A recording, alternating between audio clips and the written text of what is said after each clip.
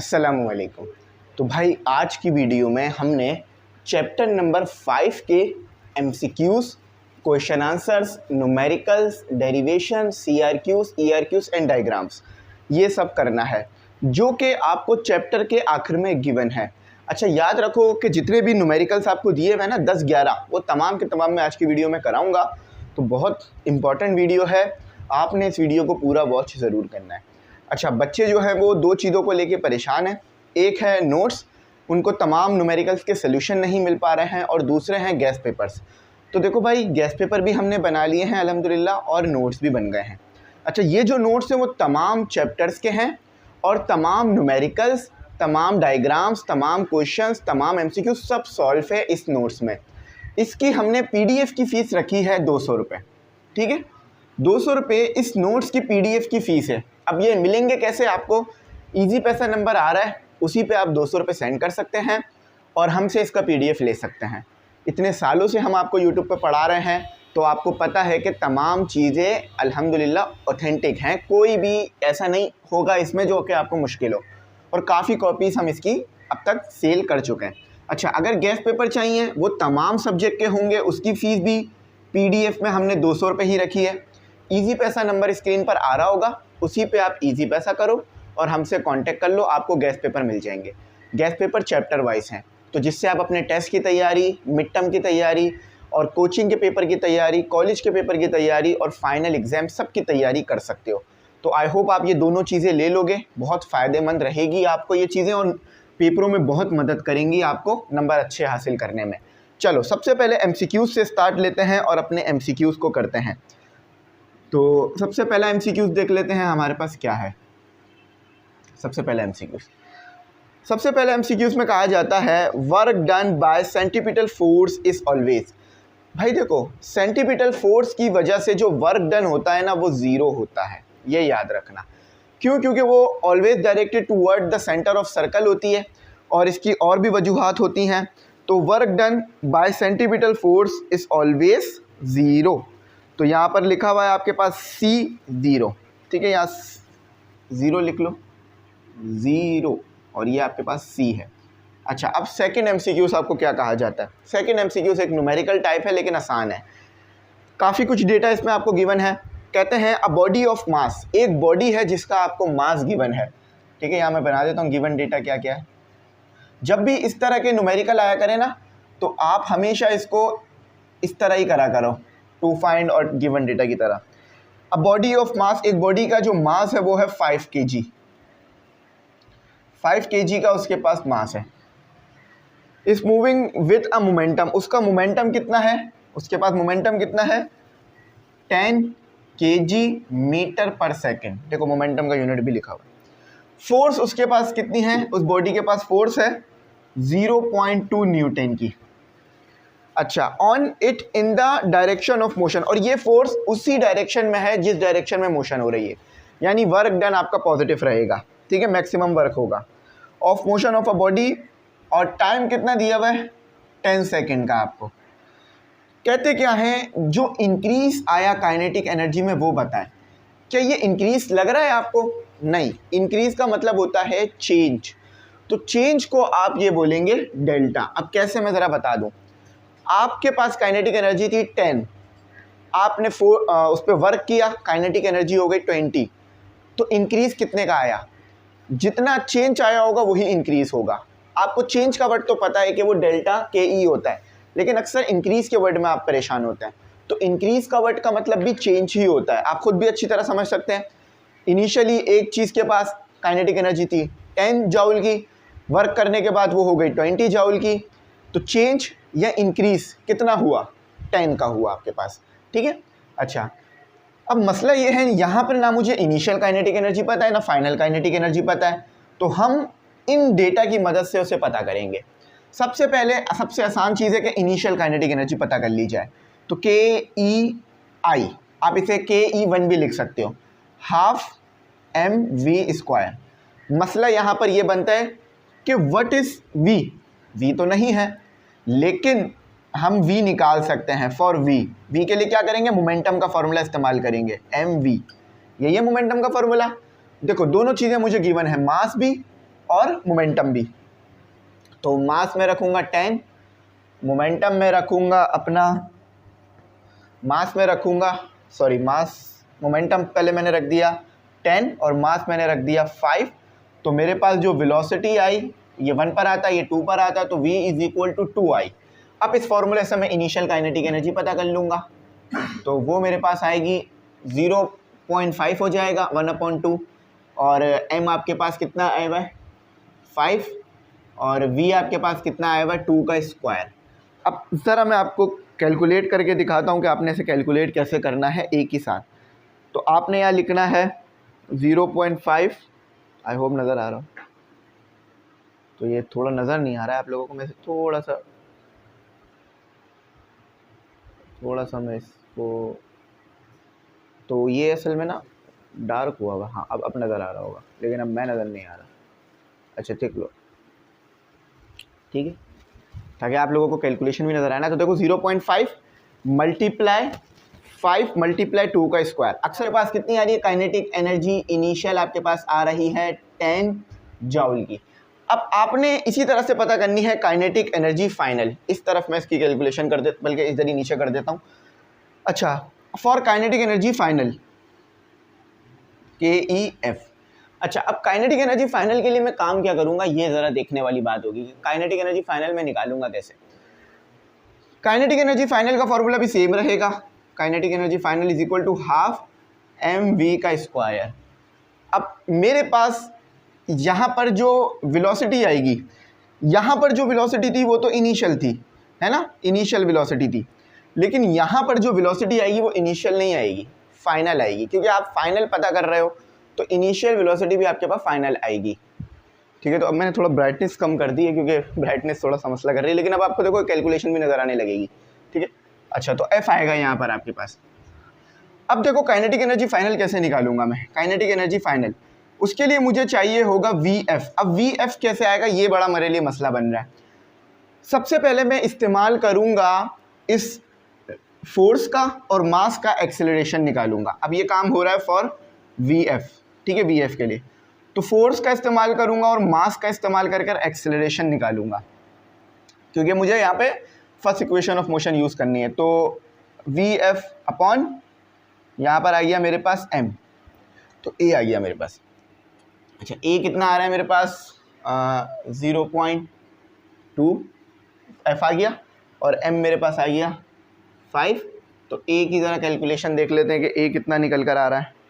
A मेरे पास आ रहा है 0.2 डिवाइडेड बाय 5, तो A मेरे पास आ रहा है 0.04। अच्छा, अब A तो मेरे पास सिंपल आ गया। अब मैंने क्या निकालना है, अब मैंने निकालनी है VF। अब मेरे पास जो चीज़ रह गई है वो रह गई है VF। जैसी ही मेरी VF यहाँ पर आएगी मेरा काम हो जाएगा। तो यहाँ पर मैं VF निकालने के लिए क्या यूज़ करूँगा, फर्स्ट इक्वेशन ऑफ मोशन। तो ठीक है, अब ये काफ़ी बड़ा न्यूमेरिकल है, फर्स्ट इक्वेशन ऑफ मोशन। अब फर्स्ट इक्वेशन ऑफ मोशन क्या रहती है, VF equal to VI plus AT। तो यहाँ पर जो VI थी ना आपके पास, वो V यहाँ पर VF के लिए इस्तेमाल हो जाएगी। तो VF is equal to VI आपके पास क्या दी हुई है 2, देखो यहाँ पर 2 दी हुई है ना, इसको लिख लो अगर समझ नहीं आ रहा तो। ये 2 दे दिया आपको, प्लस 0.04, और टाइम कितना दे दिया, टाइम आपको दे दिया 10 का। चलो इसकी ज़रा कैलकुलेशन करके दिखाता हूँ। तो ये देखो, ये आ गया आपका 2 plus 0.04 multiply by 10 equal to 2.4। तो ये आ गया 2.4। अच्छा, अब मेरे पास VF आ गई है, मैं काइनेटिक एनर्जी फाइनल निकाल लूँगा। Kinetic energy final equal to 1/2, जो कि 0.5 के बराबर लिखा जा सकता है। ठीक, 1/2 0.5 के बराबर होता है। मास सेम रहेगा क्योंकि बॉडी तो सेम ही है, और अब वेलोसिटी 2.4 का स्क्वायर आ गई। सबको कैलकुलेट करते हैं जल्दी से। तो देखो 0.5, यहाँ देख लो 0.5 मल्टीप्लाई बाय 5 मल्टीप्लाई बाय 2.4 का स्क्वायर, तो ये आ गई 14.4। तो 14.4। अब आपको जो बोला था वो चीज़ निकालते हैं, फॉर K.E निकालते हैं। तो K.E इक्वल टू आपके पास क्या आएगा, पहले initial kinetic energy, sorry final kinetic energy minus initial kinetic energy. अच्छा, फाइनल काइनेटिक एनर्जी क्या निकाली आपने? फाइनल काइनेटिक एनर्जी आप निकाले 14.4 माइनस 10, तो काइनेटिक एनर्जी चेंज का आया आपका, और ये चेंज आया होगा वर्क करने की वजह से 4.4 जॉल का, ये आपका आंसर था। अब ये कितना था काम करने के लिए हमें कितना काम करना पड़ेगा? 4.4 जॉल का, ठीक है। तो ये 4.4 जॉल देखते हैं किसमें गिवन है। कितनी देर का हुआ ये? 10 मिनट का हो गया। चलो कोई मसला नहीं है, हो जाते हैं, कुछ एमसीक्यूज बड़े आ जाते हैं। तो ये आपका इसका जवाब था। अब देखो एक और भी तरीका था कि वर्क एनर्जी थ्योरम लगा दूं, लेकिन वर्क एनर्जी थ्योरम से ना आंसर इसका 4 आएगा, तो फिर वो आप 0.4 कैसे लाओगे, ये आपको मुश्किल हो जाएगी। तो इसलिए ये पूरा सोल्यूशन मुझे आपको देना पड़ा, ताकि आपको बात बहुत अच्छी समझ में आ जाए, कि आपको मुश्किल ना हो बात समझने में। आई होप ये आपको समझ में आ गया होगा। अब जो है वो अपना आगे का काम करते हैं, ठीक। तो इसको रिमूव कर देता हूँ ताकि आप लोगों के लिए चीज़ें आसान हो जाए। इसको अपने पास लिख लेना और इसके ऊपर ख़ुद भी एक बार प्रैक्टिस कर लेना, ताकि समझ में आ जाए कि ये करा कैसे मैंने काम। आगे इतने बड़े नहीं है एमसीक्यूज।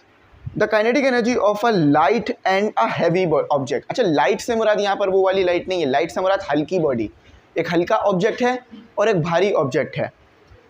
इस सेम, अच्छा सेम क्या होगा? काइनेटिक एनर्जी इसकी सेम है, मतलब दो ऑब्जेक्ट हैं, काइनेटिक एनर्जी सेम है, लाइट ऑब्जेक्ट की भी और हैवी ऑब्जेक्ट की भी।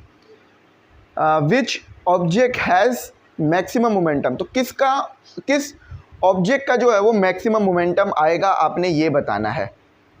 तो भाई देखो यहाँ पर हमारे पास आएगा हैवी ऑब्जेक्ट का मोमेंटम ही ज़्यादा आएगा। क्यों? क्योंकि हमारे पास जो रिलेशन है ना काइनेटिक एनर्जी और मोमेंटम का, वो देख लेते हैं हम, उससे बात समझ में आ जाएगी। तो ये हाफ mv², मैं क्या करता हूँ मल्टीप्लाई बाय m और डिवाइडेड बाय m करता हूँ। तो मेरे पास क्या बन गया? मेरे पास बन गया 1/2 और m का स्क्वायर v का स्क्वायर डिवाइडेड बाय m। आपको पता है p किसके बराबर होता है?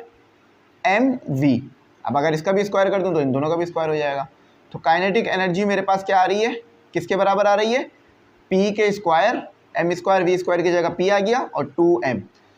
काइनेटिक एनर्जी सेम होने से मोमेंटम सेम नहीं होता दोनों चीज़ों का, ये इस फॉर्मूले से पता चल रहा है, ठीक है। यहाँ पर ये बात पता चल रही है कि जिस ऑब्जेक्ट का मास ज़्यादा है मोमेंटम उसी का ज़्यादा रहेगा, ठीक है। तो ये हमें बात पता चल रही है। देखो ना काइनेटिक एनर्जी यहाँ पर आ गई हैवी ऑब्जेक्ट की। अब जब मोमेंटम निकालोगे हैवी ऑब्जेक्ट का, तो यहाँ पर क्या है आपके पास? मोमेंटम का स्क्वायर है, तो इसीलिए उसका मोमेंटम भी ज़्यादा आएगा। तो जो मैक्सिमम मोमेंटम आएगा वो हैवी ऑब्जेक्ट का आएगा आपके पास। इस तरह फॉर्मूलों से रिलेशन समझा करो ताकि बात आसानी से समझ में आ जाए। तो ये आ गया आपका बी। जब मैंने ये चैप्टर समझाया था ना तो सारे कॉन्सेप्ट उस वक्त क्लियर करे थे। अच्छा, फिर एक और न्यूमेरिकल आ गया छोटा सा आपके पास। न्यूमेरिकल्स बहुत ज़्यादा है इसमें। कहा जाता है two bodies of mass 1 kg and 2 kg have equal momentum. दोनों का मोमेंटम सेम है, दो बॉडीज़ हैं, एक का मास है 1 kg, दूसरे का मास है 2 kg, हैव इक्वल मोमेंटम, मगर दोनों बॉडीज़ का मोमेंटम सेम है। तो then the ratio of their kinetic energy is, kinetic energies is, kinetic energy का रेशो क्या होगा ये पूछ रहे हैं। मतलब दो बॉडी आपको दे दी, अच्छा एक बॉडी का मास 1 kg दे दिया, दूसरी बॉडी का मास 2 kg दे दिया, हैव, और दोनों का मोमेंटम सेम आ रहा है। ये याद रखना, ये चीज़ बड़ी हेल्पफुल है। देखो P1 का मोमेंटम, P2 का मोमेंटम दोनों P के बराबर होंगे, यानी जो वैल्यू P1 की होगी वही P2 की होगी, तो आप P लिख सकते हो। सबसे पहले मोमेंटम और काइनेटिक एनर्जी का रिलेशन देखो। अभी मैंने थोड़ी देर पहले लिखवाया कि आपके पास मोमेंटम किसके बराबर आ रहा था, फिर लिखवा देता हूँ कि आप मल्टीप्लाई कर दो m को, डिवाइड कर दो m को, तो आपके पास मोमेंटम क्या आएगा? हाफ m का स्क्वायर v का स्क्वायर डिवाइडेड बाय m। तो देखो अगर मोमेंटम का फॉर्मूला mv है, इसका भी स्क्वायर कर रहे हो तो इनका भी स्क्वायर करो, तो v का स्क्वायर m का स्क्वायर v का स्क्वायर की जगह p का स्क्वायर आ जाएगा। तो मोमेंटम का फॉर्मूला आपके पास आ रहा है p का स्क्वायर 2m। अब ये काइनेटिक एनर्जी लिख लो फॉर बॉडी 1 ke1, यानी काइनेटिक एनर्जी फॉर बॉडी 1। तो क्या फॉर्मूला बनेगा?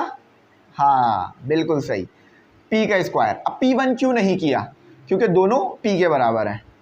अच्छा 2, m क्या दिया हुआ है 1, तो ये आपका ये आ गया। अच्छा, अब kinetic energy for body 2, kinetic energy KE2 की तो कितनी आएगी, P का स्क्वायर अपॉन 2m। m क्या दिया हुआ है, m आपको दिया हुआ है, इधर m दिया हुआ था आपको 1, इधर m दिया हुआ था आपको 2, तो यहाँ पर आ गया m आपके पास 2।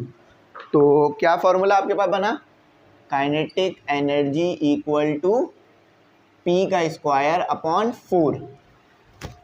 ये वाली काइनेटिक एनर्जी इस वाली काइनेटिक एनर्जी से डिवाइड करा दो तो आपके पास क्या आ जाएगा KE। अच्छा, न्यूमेरिकल में वर्डिंग ज़्यादा नहीं लिखी जा रही होती है, ये याद रखना। तो आपके पास क्या आ गया, P का स्क्वायर अपॉन 2 और नीचे क्या आ गया, P का स्क्वायर अपॉन 4। अच्छा, अब इसको रेसिप्रोकल कर दो, सिंपल जो मैथ में आप रूल पढ़ते आए हो। आप लोग का लेवल इससे काफ़ी ज़्यादा अपग्रेड है, यानी आप लोग काफ़ी कुछ सीख चुके हो अब तक। तो आपका क्या आ गया, P का स्क्वायर अपॉन 2। अच्छा, रेसिप्रोकल करोगे तो 4 ऊपर आ जाएगा, P का स्क्वायर नीचे आ जाएगा। P का स्क्वायर P के स्क्वायर को कैंसिल करेगा, ये 1 पर आता है 2 के टेबल में, ये 2 पर आता है।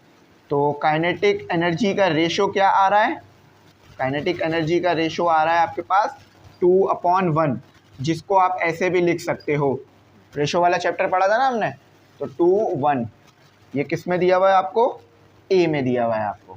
ठीक है, आई होप समझ गए होंगे मैंने कैसे काम किया, पूरा आपके सामने लिखा हुआ है, स्क्रीनशॉट ले लेना चाहो तो। इसको भी मिटा दूंगा। अच्छा, अब नेक्स्ट काम क्या करना है, नेक्स्ट काम में कहते हैं ये हमारा 4 था ना, हाँ 4 था। अब body fallen from height, body एक हाइट से गिरी, h हाइट से गिरी। After it has fallen a two height, मतलब अब इसकी हाइट जो है वो कितनी हो गई है, h/2 हो गई है। इट विल पजेस, इस लेवल पे उसके पास क्या क्या होगी, देखो याद रखना, जहाँ से बॉडी चलती है, मतलब ये आपके पास मैक्सिमम हाइट है जो आपने कवर करी है, यहाँ पर और यहाँ पर, ये पॉइंट O है जहाँ से आपने चलना शुरू किया था।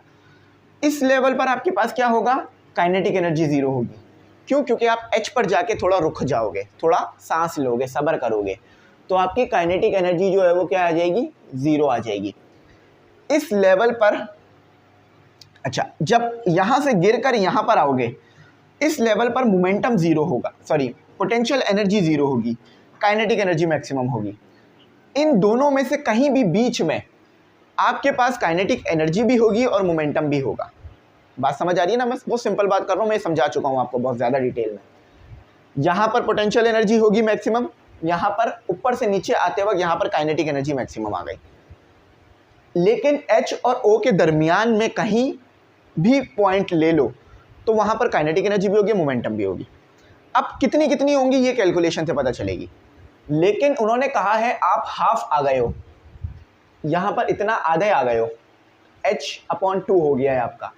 तो ये ऐसा पॉइंट होगा कि जहाँ पर आधी काइनेटिक एनर्जी मिलेगी, आधी मोमेंटम एनर्जी, आधी काइनेटिक एनर्जी मिलेगी और आधी पोटेंशियल एनर्जी होगी आपके पास। तो इसका जो सही है ना आपके पास वो C है, 5 का जो सही है वो C है। ठीक है, कि half potential half kinetic energy, और ये आप कंजर्वेशन ऑफ एनर्जी से भी पता कर सकते हो आप। ठीक है, ये ट्रांसफॉर्मेशन ऑफ एनर्जी जो हमने पढ़ा था ना, उस कॉन्सेप्ट की मदद से भी इसे पता कर सकते हो, हाफ पोटेंशियल एनर्जी। इसकी मैंने पूरी डेरिवेशन भी कराई थी, आई होप आपको याद हो, तो वो उससे आपको जो है ये मामला हल हो जाएगा। हाफ पोटेंशियल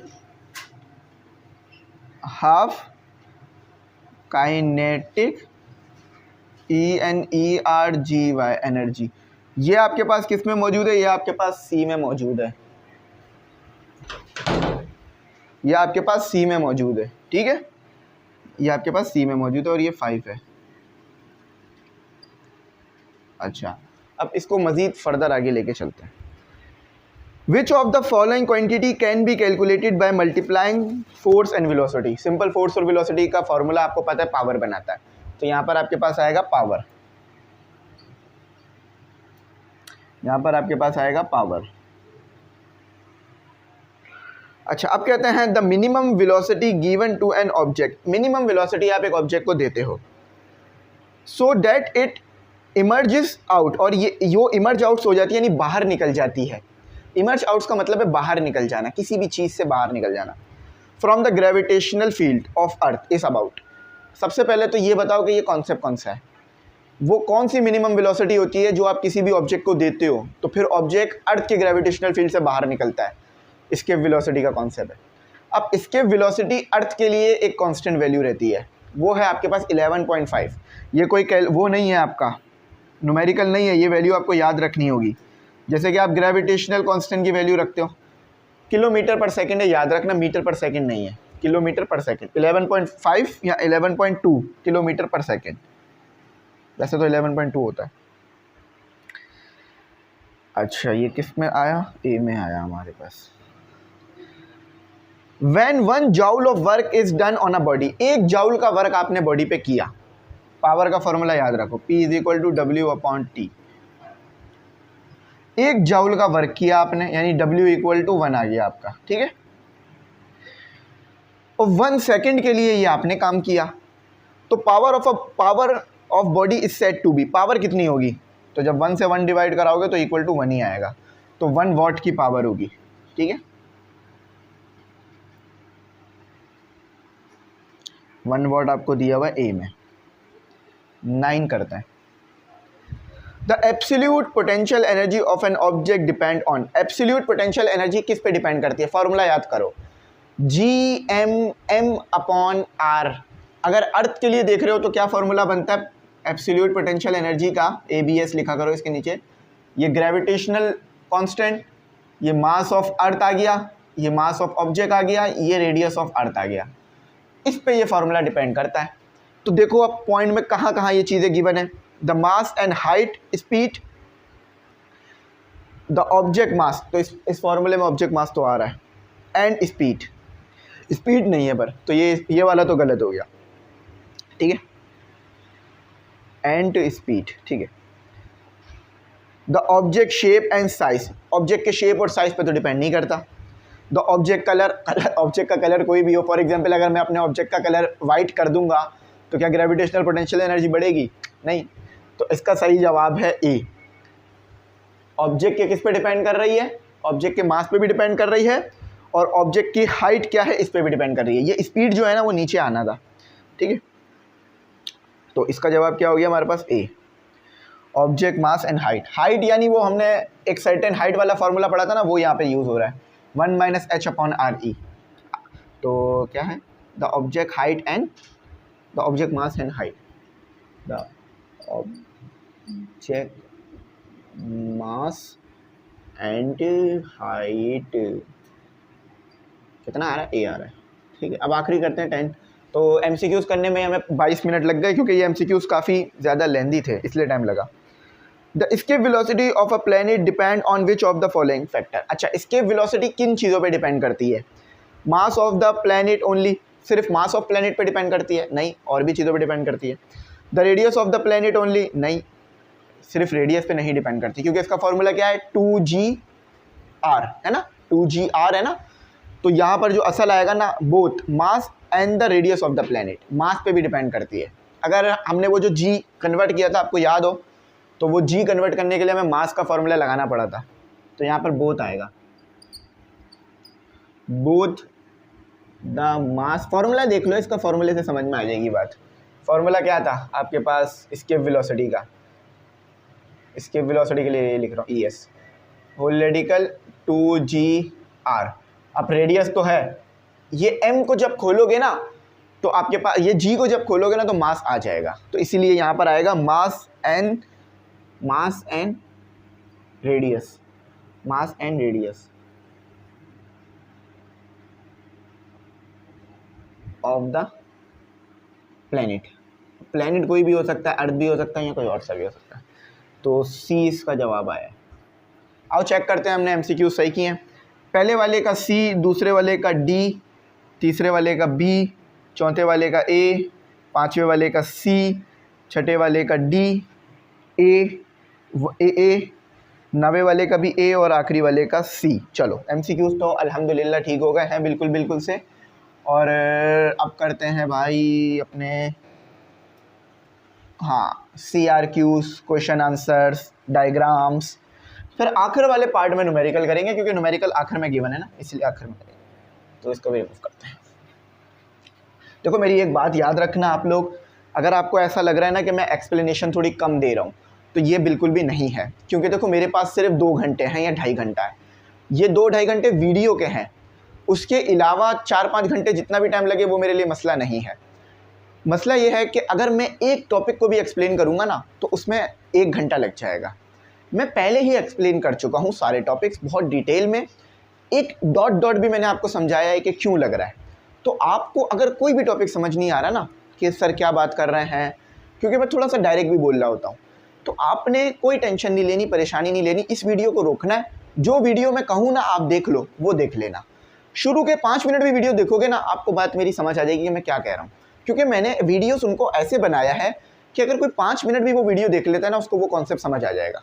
इस तरह मैंने उसको काम करा है, ठीक है। फिर डेरिवेशन तो आगे है, वो अलग चीज़ है, वो भी कराई है मैंने हर चीज़ की। तो मैं आप लोगों से यही उम्मीद रखता हूँ कि आप लोग मेरी बात को ज़रूर सुन लेंगे, ठीक है। CRQs कंस्ट्रक्टिव रिस्पॉन्स क्वेश्चन, ठीक है। सबसे पहला क्वेश्चन आपके पास क्या है, क्वेश्चन नंबर 1 के नाम से ही आएगा बेशक आपको। वो कहते क्या है, how does work relate to the transfer of energy. कैसे वर्क रिलेट करता है ट्रांसफ़र ऑफ एनर्जी से।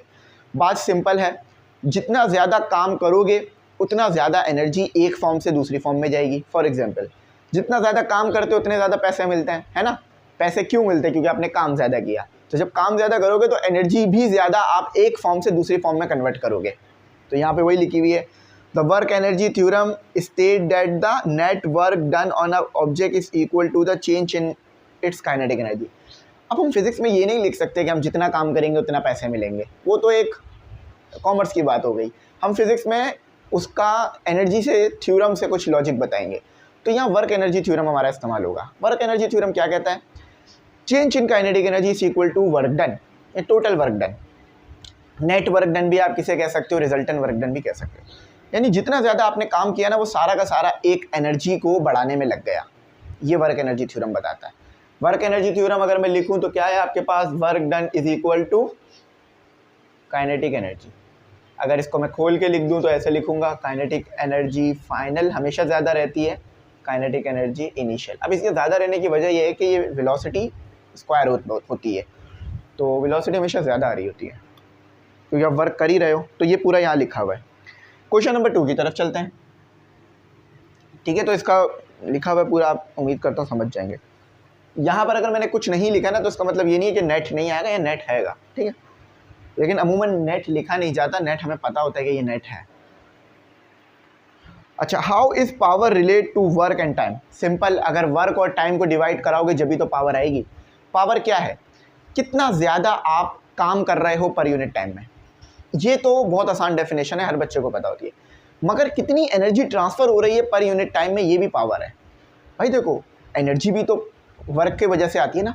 तो अगर वर्क करोगे एनर्जी आएगी, एनर्जी ट्रांसफ़र होगी तो यानी वर्क ही ट्रांसफ़र हो रहा है आपका, तो वो भी पावर है। देखो लिखा हुआ, power, work and time are relate in term of being inversely and directly proportional. Being inversely and directly proportional का बहुत अच्छा वर्ड इस्तेमाल किया टीचर ने यहाँ। एक चीज़ डायरेक्टली प्रोपोर्शनल है पावर में, वो है वर्क। फॉर्मूले से बात समझ में आएगी आप लोगों को, पूरा टाइम दूंगा इंशाल्लाह, टेंशन नहीं है।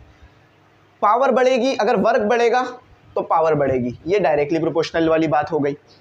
इनवर्सली प्रोपोर्शनल वाली बात क्या है कि अगर टाइम कम होगा तो भी पावर बढ़ जाएगी।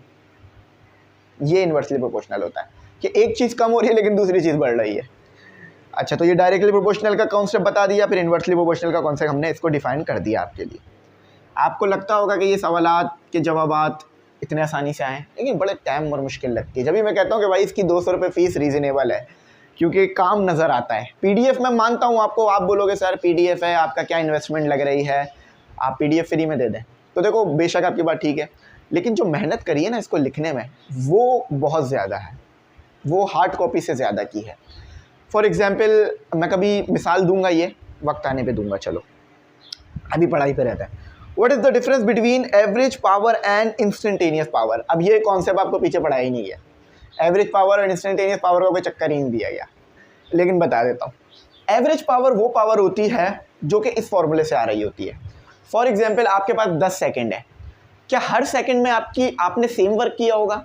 नहीं, किसी सेकंड में आपने 5 जाउल का वर्क किया होगा, किसी सेकंड में 10 जाउल का वर्क किया होगा, किसी में 15 जाउल का वर्क किया होगा, है ना। लेकिन आपने क्या किया, सारे वर्क को ऐड कर टोटल टाइम से डिवाइड कर दिया, तो हर सेकंड में कितना वर्क हुआ ये आ रहा है, तो ये तो एक एवरेज होता है। लेकिन इंस्टेंटेनियस का मतलब ये होता है कि आपने एक छोटे से टाइम में कितना वर्क किया। तो बस इंस्टेंटेनियस के लिए यहाँ पर इंस्टेंट आ जाता है और यहाँ पर डेल्टा आ जाता है। अब ये पढ़ाया नहीं गया आपको, तो मैं क्या कर सकता हूँ लेकिन यहाँ मैंने लिखवा दिया, चलो कोई मसला नहीं। मेरे दिमाग में भी ये बात नहीं आई कि ये वाला भी तो कॉन्सेप्ट पढ़ाना है, लेकिन मैं एक्स्ट्रा में नहीं जा रहा होता हूँ क्योंकि फिर बच्चे जो हैं वो समझते हैं कि ज़्यादा मुश्किल होगी। अब बहुत ज़बरदस्त तरीके से डिफरेंसेस लिख के दिए गए हैं, डेफिनेशन, फार्मूला, ठीक है, टाइम फ्रेम, यूज़ और एग्जाम्पल। ज़िंदगी आसान, इतनी ज़िंदगी आसान कर दी हमने आपकी कि आप बोलोगे सर अब तो अच्छे से अच्छा नंबर लाना है पेपर में, और एक दिन देखिएगा इंशाल्लाह फर्स्ट ईयर में अच्छे नंबर आया करेंगे हर किसी के। अच्छा, अब मैं ज़्यादा एक्सप्लेन नहीं कर रहा हूँ, मैं बता चुका हूँ ये कैसे हुआ, आंसर इसका बराबर में चल रहा है। How does gravitational potential energy change with height and mass. देखो भाई, जितना ज़्यादा मास होगा उतनी ही ज़्यादा एब्सोल्यूट ग्रेविटेशनल पोटेंशियल एनर्जी होगी या सिर्फ ग्रेविटेशनल पोटेंशियल एनर्जी होगी। याद रखना, एब्सोल्यूट ग्रेविटेशनल पोटेंशियल एनर्जी की वैल्यू अलग रहती है और some case gravitational potential energy की वैल्यू अलग आती है, फॉर्मूले अलग अलग हैं दोनों के। लेकिन मास पे दोनों डायरेक्ट डिपेंड है, जितना ज़्यादा मास बढ़ाओगे उतना ज़्यादा ग्रेविटेशनल पोटेंशियल एनर्जी बढ़ेगी। ये छोटा सा पेन है, वैसे मैं इसे ड्रॉप नहीं करूँगा, कलम है, लेकिन मैं इसे अगर ड्रॉप करूँ ना बहुत हल्की आवाज़ आएगी। इसी तरह ये मोबाइल आपको पता है इससे तो भारी ही होगा पेन से, इसको ड्रॉप करूँगा तो मेरे दिल में थोड़ी धक धक बढ़ जाएगी, लेकिन इसकी आवाज़ बहुत तेज़ आएगी। क्यों? क्योंकि ये भारी है, तो मास से तो डायरेक्टली डिपेंड कर रहा है, ये तो पता चल गया। मैं अक्सर एग्जामिनेशन हॉल में बैठ के ये इस तरह के लगा रहा होता हूँ तुक्के, मतलब ऐसे तुक्के नहीं लगाता, वैसे तो अल्हम्दुलिल्लाह पढ़ के जाता हूँ, लेकिन जब नहीं आता ना तो मैं सोचता हूँ कि यार ये फिज़िकल लाइफ में कहाँ और ये क्या फिनोमिना हो रहा होगा, उससे फिर जवाब आ जाता है, अक्सर 70% तक करेक्ट आ जाता है। अब कुछ एक्सेप्शंस हो तो वो अलग चीज़ है। अच्छा, हाइट, आपको पता है जितनी हाइट से फेंकूंगा उतनी ज़्यादा एनर्जी। फॉर एग्जांपल मैं अपने पाँव पर ये इधर से फेंकूँ मोबाइल को बहुत कम लगेगा, इधर से फेंकूँ तो कितनी ज़्यादा लगेगी ना बात, मतलब मुझे कितनी ज़्यादा ज़ोर से वो लगेगी, तो यही मसला है। तो मैंने बता दिया, उम्मीद है समझ में आ गई होगी बात। चलो, वही लिखा हुआ है PE = mgh। यहाँ पर ना ग्रेविटेशनल पोटेंशियल एनर्जी की बात हो रही है, एब्सोल्यूट की बात नहीं हो रही है, एब्सोल्यूट हमें आगे मिलेगा। अब आओ क्वेश्चन नंबर 5 की तरफ। कहाँ रह गए आप लोग? क्वेश्चन नंबर 5 करते हैं। अच्छा, पढ़ भी देता हूँ। Gravitational potential energy is directly proportional to the height above the reference point. ठीक है, रेफरेंस पॉइंट का वर्ड बहुत ज़रूरी है, क्योंकि ये जो ग्रेविटेशनल पोटेंशियल एनर्जी है ये चेंज होती रहती है। आपका रेफरेंस पॉइंट अगर ज़्यादा ऊपर है तो ये अलग आएगी, ज़मीन पर है तो ये अलग आएगी। ठीक है। अच्छा, मास के साथ भी डायरेक्टली प्रोपोर्शनल है, ये बात भी हमने डायरेक्ट लिखी हुई है।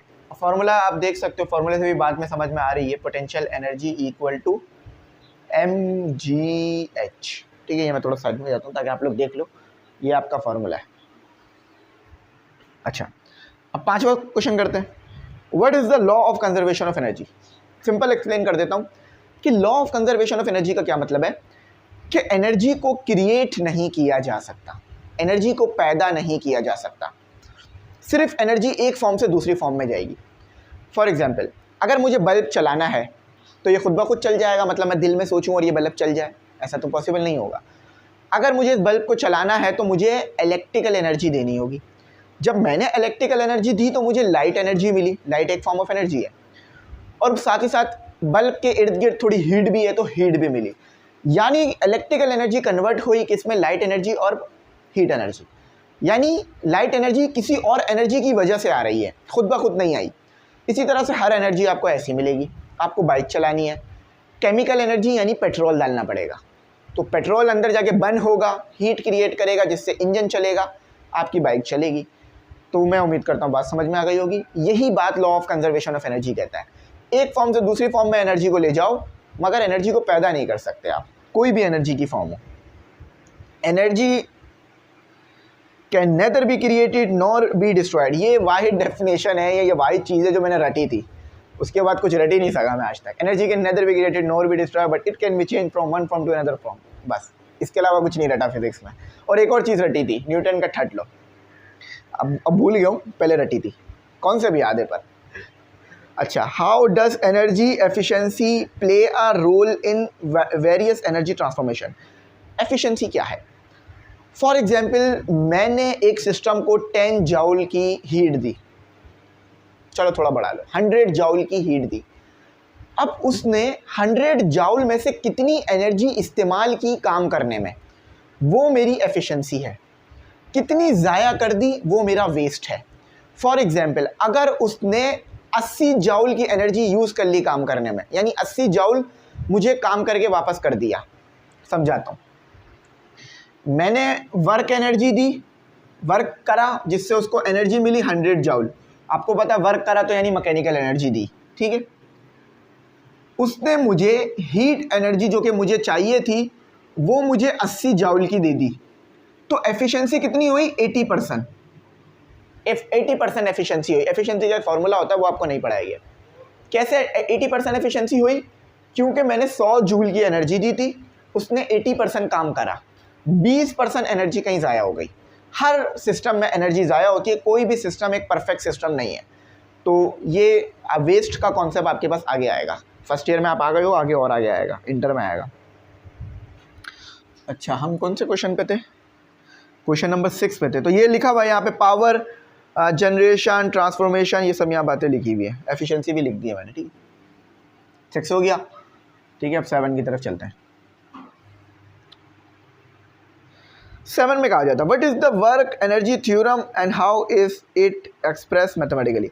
वर्क एनर्जी थ्योरम ऊपर भी पहले क्वेश्चन में बात करी है, यहाँ भी लिखा हुआ है, वर्क एनर्जी थ्योरम समझा दिया है मैंने। ये चीज़ वर्क एनर्जी थ्योरम है आपके पास कि जितना ज़्यादा वर्क करोगे उतना ज़्यादा काइनेटिक एनर्जी में चेंजेस आपको देखने के लिए मिलेगा। बात समझ में आती है और बहुत आसान सी बात है। अच्छा, इसमें 8 क्वेश्चन है, एक और क्वेश्चन भी करते हैं, थोड़ा पढ़ भी देता हूँ मैं ताकि आपके लिए आसानी हो जाए। It state that total energy dust on the body is equal to the change in kinetic energy. देखो मैंने जो बात करी थी वो सही है ना, जब आप सही साबित होते हो तो कितना अच्छा लगता है। तो यहाँ भी ऐसे हुआ। Work is the what is the work done by a variable force calculated. तो work done by variable force क्या है? देखो, जब भी आप वेरिएबल फोर्स की वजह से वर्क डन करते हो ना, तो आपके पास एक कर्व आता है ग्राफ में। अब यहाँ पर ये बहुत शॉर्ट लिखा हुआ है क्योंकि ये CRQs के हिसाब से लिखा गया जवाब है, मगर ये जवाब ERQs वाला है। आपने क्या करना है, आपने लिखना है work done by variable force ME English Center. आपको पता है मेरे थंबनेल किस तरह के बनाता हूँ, तो वो वीडियो देखना, यकीन मानो सारे डाउट क्लियर हो जाएंगे। उस वीडियो में मैंने बहुत टाइम लगा के चीज़ें समझाई हैं। यहाँ भी पढ़ देता हूँ। वेरिएबल फोर्स में क्या होता है कि आपके पास कुछ इस तरह का ग्राफ आता है, वो कोई भी शेप हो सकती है, इधर बना देता हूँ, इस तरह का आता है, टेढ़ा मेढ़ा, स्ट्रेट लाइन नहीं आती। उसकी वजह क्या है? कभी फोर्स कम हो रही है, बढ़ रही है, कभी कम हो रही है, कभी बढ़ रही है, कभी कम हो रही है। चीज़ अगर वेरिएबल है तो इसका मतलब यही है ना, या तो फोर्स बढ़ते जा रही होगी या तो कम होती जा रही होगी, या बढ़ कम दोनों साथ रही होगी। तो यहाँ पे यही होता है जब भी ग्राफ स्ट्रेट नहीं बनता। फिर इसके area under the curve calculate करने के लिए हमें एक इंटीग्रेशन या समीशन का कॉन्सेप्ट इस्तेमाल करना पड़ता है, तो उसको देख लेना, बात अच्छी समझ आ जाएगी। अच्छा, हाउ द ERQs की तरफ चलते हैं हम। इसको भी रिमूव कर देता है। ये जो क्वेश्चंस मैं करा रहा हूं ना, अगर मैं आप लोगों को सच बताऊं ना, मुझे ये क्वेश्चंस नहीं कराने चाहिए आप लोगों को। पता है क्यों? क्योंकि मैंने आप लोगों को बड़ी मेहनत से पढ़ाया और अब ये आप लोगों के टेस्ट थे ये क्वेश्चंस, क्या आप लोग इसके जवाब खुद देते? लेकिन फिर भी थोड़ी और आसानी मैं आपके लिए कर देता हूँ ताकि पेपर में अच्छे जवाब दे लो। लेकिन इसका मतलब ये नहीं है कि अब आप इसके खुद जवाब नहीं करोगे, खुद भी करा करो, ठीक है। अच्छा, how does the work done in gravitational field is independent of path. ये पूरा वही डेरिवेशन की गई है जो मैंने कराई है। आपने क्या लिखना है? वर्क डन बाय, आपने लिखना है work done in gravitational field independent of path ME English Center. पूरी वीडियो मिल जाएगी आपको, जिसमें मैंने एक एक चीज़ बहुत डिटेल में ले जाके समझाई है कि कैसे क्लोज पाथ में वर्क करोगे तो आपके पास 0 होगा, पढ़ भी देता हूँ। To prove the statement that the work done in a gravitational field is independent of path, let us take a close rectangular a path. एक ट्रायंगुलर पाथ बनाना है, रेक्टेंगल नहीं ट्रायंगुलर पाथ बनाना है आपको इस तरह का, ठीक है। अब इसको ए बी सी डी का है ना उन्होंने, ए बी सी, पहले ए से बी वर्क करना है आपने, फिर बी से सी, सी से डी, और फिर आपको ये कैलकुलेट करके बताना है कि कैसे वर्क डन आपके पास जो है वो 0 के बराबर निकला। ये सारा यहाँ डेरिवेशन हुई हुई है, देख सकते हो आप चाहो तो। अब आ जाओ क्वेश्चन नंबर 2 की तरफ। क्वेश्चन नंबर 1 हो गया हमारा, क्वेश्चन नंबर 2 करते हैं। Calculate the gravitational potential energy a certain height due to a work done again gravity.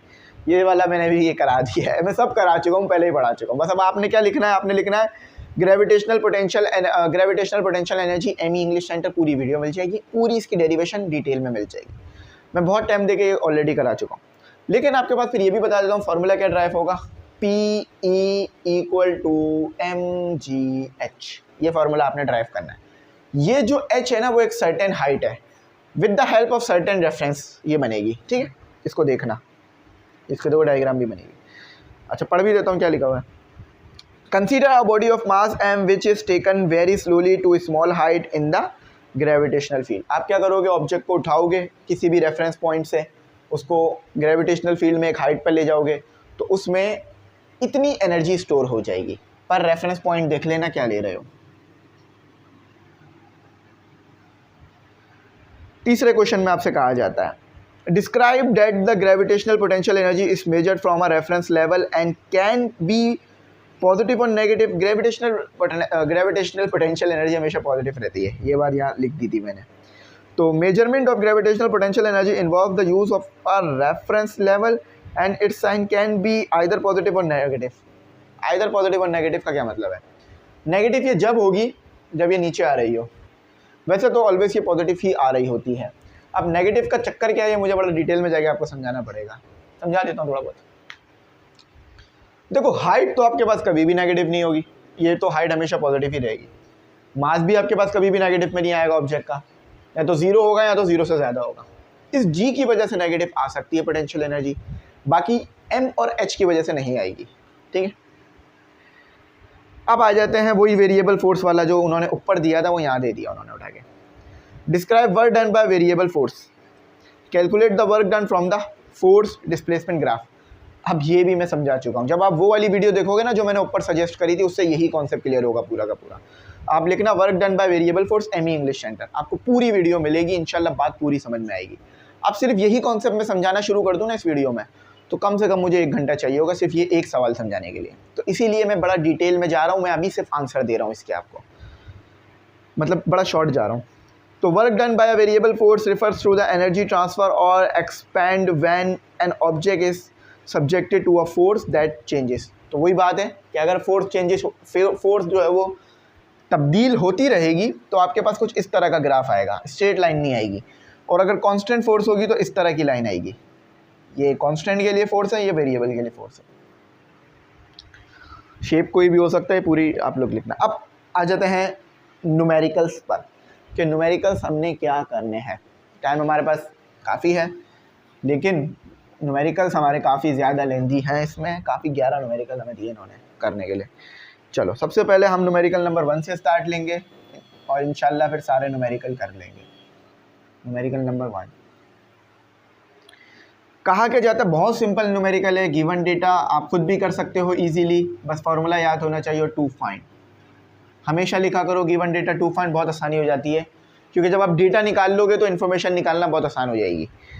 अच्छा, अब मैन पुल आ ट्रॉली, एक मैन है जो ट्रॉली को पुल कर रहा है, यानी ट्रॉली को घसीट रहा है, थ्रो अ डिस्टेंस ऑफ, और वो कितने डिस्टेंस तक घसीटता है, 10 मीटर तक। अप्लाइंग फोर्स कितनी लगाता है, 50 न्यूटन की, which make an angle of 60 का एंगल बन रहा है फोर्स और डिस्प्लेसमेंट के दरमियान with the horizontal. Calculate the work done by the man. अब इसकी डायग्राम देख लो, पहले सबसे पहले डेटा देख लो। उन्होंने आपको एस दे दिया, डी कह लो, एस कह लो, एक ही बात है, दोनों डिस्प्लेसमेंट के लिए आता है।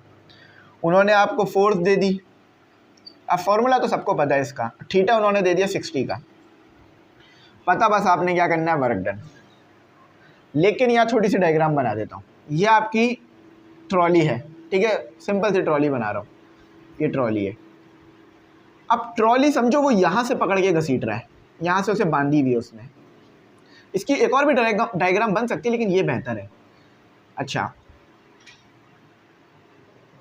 ये वो बंदा खड़ा हुआ है, उसने ट्रॉली को घसीट रहा है इस तरह से पकड़ के, ठीक है, और वो यूं घसीट के आगे ले जा रहा है। अब देखो यहाँ पर एंगल बन रहा होगा, यहाँ पर एंगल बन रहा होगा, ये डिस्प्लेसमेंट कवर हो रहा है आपका एस और ये फोर्स ऐसे लग रही है। तो अब वर्क क्या होगा ये आपने बताना है, वर्क उस डायरेक्शन में चल रहा है। तो सोल्यूशन करते हैं। वर्क का फॉर्मूला क्या पड़ा था, W is equal to F dot S, ठीक है। अब यहाँ पे डॉट प्रोडक्ट खुलेगा तो एफ एस कॉस थीटा खुलेगा, वैल्यूज़ को ज़रा सब्सिट्यूट कर लो। एफ कितना दिया हुआ है आपको 50 न्यूटन का, और एस कितना दिया हुआ है 10 का, कॉस थीटा लगा लो 60 का। कॉस थीटा को बिल्कुल सेपरेट कैलकुलेट कर लो, 50 और 10 और कॉस थीटा कैलकुलेशन, ठीक है। इससे क्या होगा, फिर आपका जो काम है ना वो आसान हो जाएगा। याद रखना, अगर किसी बच्चे ने बगैर जो है वो ये रखे सॉल्व किया तो उसका आंसर सही नहीं आएगा। बगैर एंगल लिए सॉल्व करा तो आंसर सही नहीं आएगा, आंसर बहुत ज़्यादा आएगा जो कि गलत होगा, ठीक है। तो आपने बड़ा ध्यान रखना है सॉल्व करते वक्त और उसको रखना है। अब चलो मैं इसको कैलकुलेट करके दिखाता हूँ कि ये हुआ कैसे। अच्छा चलो ये आ जाओ, ये रहा आपका, नज़र आ रहा है, हाँ नज़र आ रहा है। अच्छा देखो, पहले तो मैं cos 60 ले लूँगा, मेरा कैलकुलेटर उम्मीद करूँगा डिग्री में रखोगे आप, 0.5 आ गया, ठीक है। अब देखो 50 multiply by 10 multiply by 0.5 equal to 250, तो वर्क डन की वैल्यू आ रही है 250, 250 जूल। चलो, और यही आंसर आपको बुक में भी गिवन है, बस यही था, इतना ही आंसर था इसका। तो न्यूमेरिकल नंबर 2, सारे ऐसे दे दें तो बड़ा मज़ा आ जाए, लेकिन आगे थोड़े हार्ड भी हैं। अब 2 फाइंड करते हैं, इसको थोड़ा सा ऐसे लिख लो। चलो उसको पढ़ते हैं क्या लिखा हुआ है उसमें, थोड़ा सा हार्ड वाला न्यूमेरिकल भी करते हैं। आसान है, ये आसान है। कहते हैं 100 kg मास है, 100 kg man runs up a long flight of stair, मतलब एक स्टेयर है और मैन का वज़न है 100 kg का, ठीक है। हमारा जो आदमी है वो 100 kg का है, वो एक स्टेयर यानी सीढ़ियों पे चढ़ता है। कितना टाइम लेता है सीढ़ियों पे चढ़ने के लिए, 9.8 सेकेंड्स का। Run up a long stairs, एक लंबी सीढ़ी पे चढ़ता है। द वर्टिकल हाइट, और वो कितनी, अब भाई किसी भी सीढ़ी पे चढ़ रहे हो तो किसी हाइट पे ही पहुंचोगे ना, तो हाइट कितनी पहुंच जाता है, वो 10 मीटर की हाइट पे पहुंच जाता है। बगैर कोई टेंशन लिए बता दो पावर क्या है। पोटेंशियल एनर्जी नहीं मांगी है, फिर बता रहा हूँ पावर मांगी है। अच्छा, पावर का फॉर्मूला क्या है मुझे ज़रा बताओ, W/T। लेकिन एक बड़ा मसला आ गया, यहाँ तो W है और हमारे को तो W निकलेगा ही नहीं इस डेटा से। ये H और M is not responsible for power, मतलब ये पावर में नहीं जा सकेंगे। अब करूँगा क्या, मैंने एक बात बताई थी आपको कि जब भी आप वर्क करते हो तो कोई एक फॉर्म ऑफ एनर्जी में कन्वर्ट कर रहे होते हो वो उस वर्क को। फॉर एग्जाम्पल, अगर मैं यूँ चल रहा हूँ तो मैं काइनेटिक एनर्जी में कन्वर्ट हो रहा हूँ, है ना। अब अगर मैं जंप मारूँ, वैसे मैं मारूंगा नहीं क्योंकि अगर मैंने जंप मारी मुझे पता है सब सेटअप चला जाएगा, लेकिन फिर भी कोशिश करके जंप लगा लेते हैं। अब मैं अगर वर्क करूँगा ना, अब मैंने यूँ जंप मारा, तो जब मैंने यूँ जंप मारा तो मेरे जंप मारने से एक हाइट मैंने कवर की ना, एक हाइट कवर की थी मैंने, थोड़े से टाइम के लिए की, लेकिन एक हाइट पर गया था मैं। तो मैंने वर्क कर कर क्या किया, पोटेंशियल एनर्जी अपने अंदर स्टोर कर ली। बात समझ आई। अगर आप आगे पीछे मूव कर रहे हो, आप मोशन कर रहे हो, मोशन करने से आपके पास क्या आ रही है, काइनेटिक एनर्जी। लेकिन मैंने जंप किया तो मेरे अंदर आई पोटेंशियल एनर्जी। तो जब आप सीढ़ी से ऊपर चढ़ रहे हो वर्क कर कर, तो क्या स्टोर कर रहे हो वर्क की वजह से, पोटेंशियल एनर्जी। अब तो देखो मैंने छलांग लगा के भी दिखा दी है, अब मैं उम्मीद करता हूँ आप लोगों को टेंशन नहीं होगी। तो पोटेंशियल एनर्जी आएगी आपके पास। वैसे मैंने सोचा नहीं था मैं को छलांग लगा के समझाऊंगा, लेकिन कभी कभार करना पड़ जाता है। अच्छा पी क्या, पी डॉट ई क्या आ रहा है, mgh। अब टीचर खुद भी जब पढ़ा रहा है ना, वो उस चीज़ को एंजॉय कर रहा है और कुछ नया सीखने की खुद भी टीचर कोशिश कर रहा है, तो फिर बच्चे को बहुत अच्छा समझ में आ जाता है इस तरह से। अच्छा मास तो सब बच्चों को पता है कि भाई 10 kg होता है, मतलब 100 kg गिवन है, और हमारी कोई लड़ाई भी नहीं है कि 9.8 नहीं आएगा ची की वैल्यू, और हमारी कोई लड़ाई भी नहीं है कि एच की वैल्यू क्या गिवन है, 10। लड़ाई नहीं है, इससे मुराद ये है कि हमें पता है कि क्या चीज़ क्या गिवन है। टाइम भी हम सबको पता है 9.8 लिया, 9.8 से 9.8 कैंसिल, 1000 आएगा यहाँ पर आपके पास। देखो चलो मैं डायरेक्ट करके दिखाता हूँ।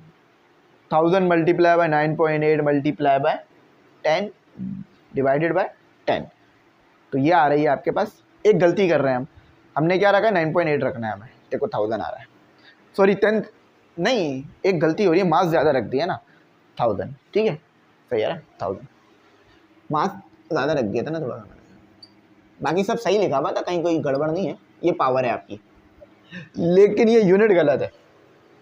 पावर का यूनिट जॉल नहीं होता, पावर का यूनिट होता है वॉट। वो एक आपने शायद वीडियो देखी हो, उसमें वो पूछते हैं what is the unit of power, वो सवाल करता है व्हाट, तो वो हाँ वॉट। तो ये इसका यूनिट भी ऐसा है कि अगर आपको पता भी नहीं है, आप बोल दो ना वॉट, तो भी ये यूनिट निकल आता है। अच्छा डब्ल्यू भी लिख सकते हो, लेकिन वॉट लिखना सही है। अब आएगा आपका असल वाला न्यूमेरिकल, अब आएगा आपका असल न्यूमेरिकल, ठीक है। अच्छा देखो ये न्यूमेरिकल कैसे करना है आपने, ये थोड़ा सा बड़ा है न्यूमेरिकल, लेकिन मैं समझा दूंगा इंशाल्लाह। अच्छा ये न्यूमेरिकल आपको थोड़ा सा कॉन्सेप्ट लगा के करना होगा। इससे पहले आपने पढ़ी है kinematic equation, kinematic equation course में नहीं थी, यहाँ पर काइनेमेटिक इक्वेशन यूज़ हुई है। अब मैं बता दूंगा काइनेमेटिक इक्वेशन क्या होती है।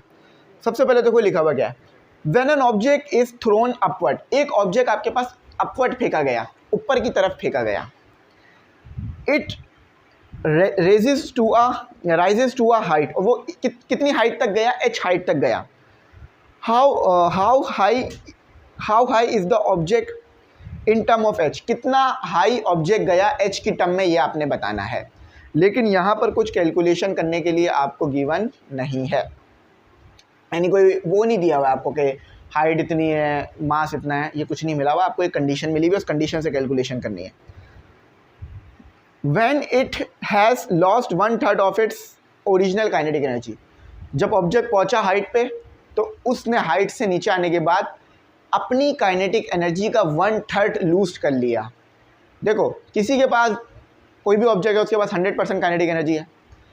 अब उस 100% में से 1/3 कितना निकलता है, 1/3 लॉस हो गया है, जो 1/3 है वो लॉस हो चुका है। जितना बचा वो उसकी काइनेटिक एनर्जी है। अभी 1/3 लॉस हो गया तो कितना बचा भाई, समझो काइनेटिक एनर्जी आपके पास 1 है, 1 जॉल की काइनेटिक एनर्जी आपके पास। अगर इसमें से मैं 1/3 लूज कर रहा हूं तो बचेगा कितना मेरे पास, 2/3 बचेगा मेरे पास। तो काइनेटिक एनर्जी कितनी बची मेरे पास, फाइनल काइनेटिक एनर्जी कितनी बची, 2/3। तो यहाँ ज़रा लिखते हैं इसका गिवन डेटा में, आपको सिर्फ इतनी सी एक कंडीशन मिली हुई है, गिवन डेटा।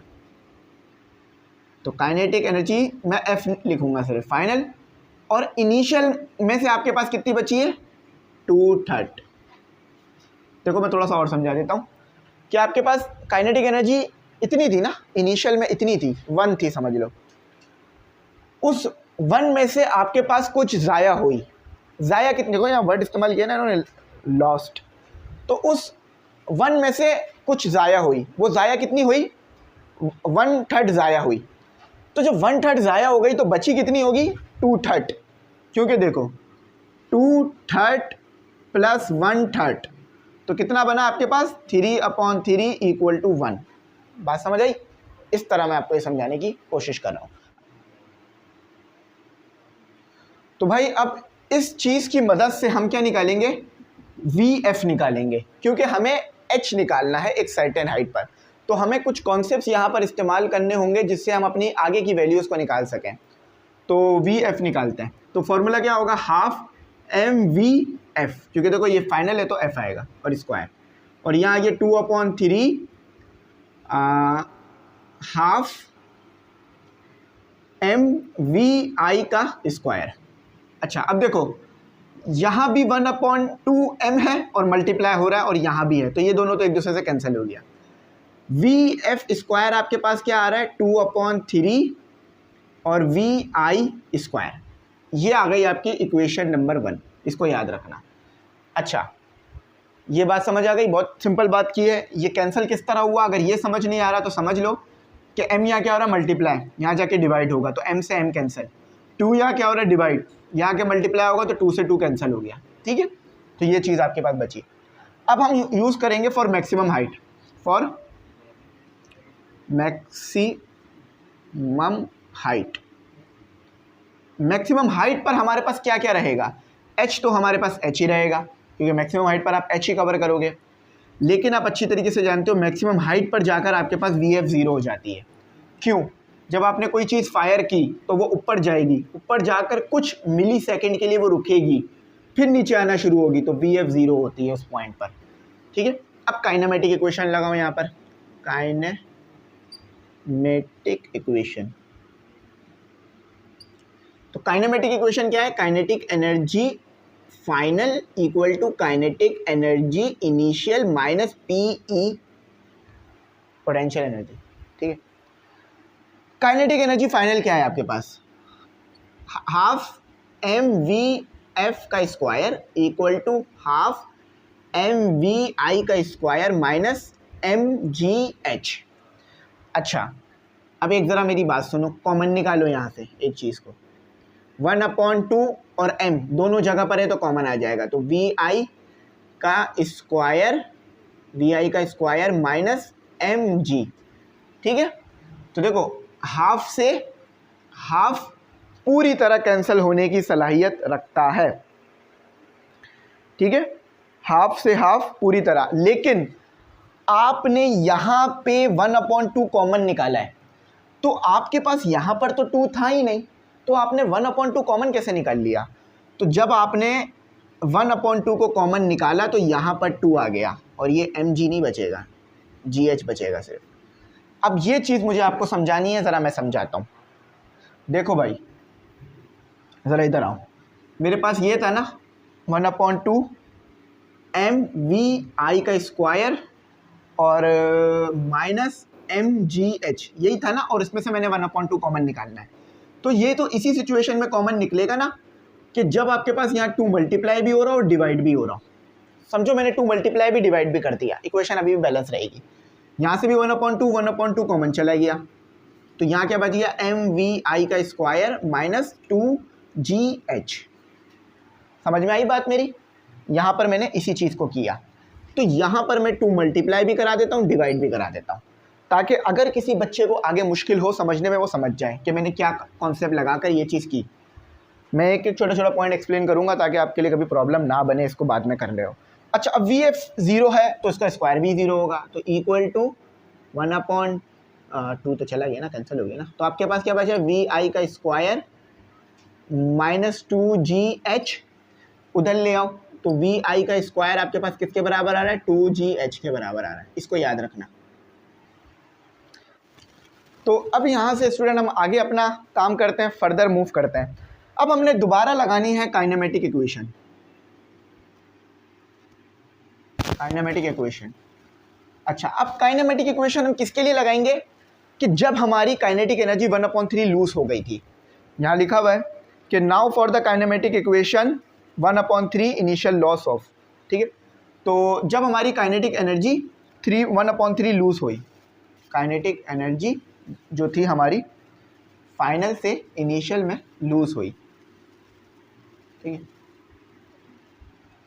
लेकिन एक चीज़ का याद रखना कि जब यहाँ पे काइनेमेटिक इक्वेशन लगेगी तो जो आप स्मॉल h रखते हो ना उसे कैपिटल H रखोगे, ठीक है, क्योंकि हमारा डिफरेंशिएट होना चाहिए। ये मैक्सिमम हाइट को तो हमने स्मॉल h कह लिया, लेकिन वाली हाइट को हम कैपिटल H कहेंगे क्योंकि अलग अलग होना चाहिए दोनों। काइनेमेटिक इक्वेशन क्या रहेगी आपके पास यहाँ, kinetic energy final, kinetic energy initial minus potential energy, half mvf का square equal to half mvi का स्क्वायर और mgh। अब h क्या रखा है कैपिटल का, अब मल्टीप्लाई 2 और डिवाइड 2 कर लो, बहुत ही ज़रा करीब करके लिख दिया हमने। तो mgh कैपिटल, मल्टीप्लाई 2 डिवाइड 2 कर दो। अब 1/2 और m कॉमन निकाल लो, तो ये VF का स्क्वायर हो गया, और 1/2 यहाँ से भी कॉमन निकल गया और m भी, तो यहाँ बच गया VI का square minus G capital H और 2 पहले लिख लो, 2 बच जाएगा, 1/2 चला गया तो 2 बच जाएगा GH। देखो 1/2 m कैंसिल हो गया। VF क्या है आपके पास, याद रखना यहाँ पर आपके पास ये कंडीशन है, इस कंडीशन पर हमने वो क्या निकाली थी, फाइनल वेलोसिटी, मैं यहाँ लिख देता हूँ ताकि आपको याद रहे। इस कंडीशन पे हमने फाइनल वेलोसिटी निकाली थी 2/3 VI का स्क्वायर, याद रहेगी बात। तो चलो यहाँ से मिटा के इधर लिख देते हैं, 2VF कितने के बराबर है, बल्कि मैं ऊपर ही लिखता हूँ वरना आप लोग समझ नहीं पाओगे कि ये आया कहाँ से, तो छोटा करके लिख देते हैं। VF का स्क्वायर 2/3 VI का स्क्वायर। देखो इस कंडीशन पर हमने क्या निकाली थी, ये निकाली थी ना, तो ये उधर पुट हो जाएगा आपके पास, ठीक है। तो VF आपके पास इसके बराबर हो गई, VF स्क्वायर की जगह मैंने क्या पुट कर दिया, 2/3 VI का स्क्वायर इक्वल टू VI का स्क्वायर माइनस 2GH कैपिटल का। ये यहाँ प्लस हो रहा है, वहाँ जाके ये यहाँ माइनस हो रहा है, वहाँ जाके प्लस होगा, 2GH VI का स्क्वायर माइनस 2/3 VI का स्क्वायर, दोनों को सॉल्व करो, 2GH, तो ये 3VI का स्क्वायर माइनस 2VI का स्क्वायर डिवाइडेड बाय 3, 2 LCM लिया है मैंने, 3 इससे मल्टीप्लाई किया, तो 3VI का स्क्वायर 2VI का स्क्वायर क्या बनाएगा, 2GH आपका एज इट इज आ गया, VI का स्क्वायर बनेगा, बस VI का स्क्वायर बचेगा, 1/3 बाहर आ गया, ठीक है। समझ में आ रहा है ना किस तरह किया, 1 बच गया और 3 तो डिनोमिनेटर में था ही। VI का स्क्वायर देखो यहाँ क्या निकाला आपने, 2GH, तो पुट कर दो इसको भी ज़रा, तो 1/3 2GH, ये 2GH यहाँ मल्टीप्लाई हो रहा है, वहाँ ले जाके डिवाइड कर दो, तो यहाँ क्या बच गया, H/3, GH से GH cancel, H equal to H/3। ये सारा काम हमने इस चीज़ के लिए किया और बुक में भी यही दिया हुआ है, हाँ H/3। अब ये काइनेमेटिक इक्वेशन कोई बच्चा नहीं भूलेगा, पेपर में पूरा नंबर आपने लेने हैं, ये बड़े मेहनत से मैंने ये सवाल किया, असल मेहनत मेरा इसी सवाल में लगी है, असल जो मेहनत लगी है ना वो इसी सवाल में लगी है, बाकी तो अब इसके बाद सारे आसानी हैं। तो आई होप समझ आ गया होगा। अब आओ न्यूमेरिकल नंबर 4 निकालते हैं, ठीक है। इसको भूलना नहीं है आप लोगों ने, ठीक है, इसको भूलेंगे तो फिर ज़िंदगी मुश्किल हो जाएगी हमारी थोड़ी।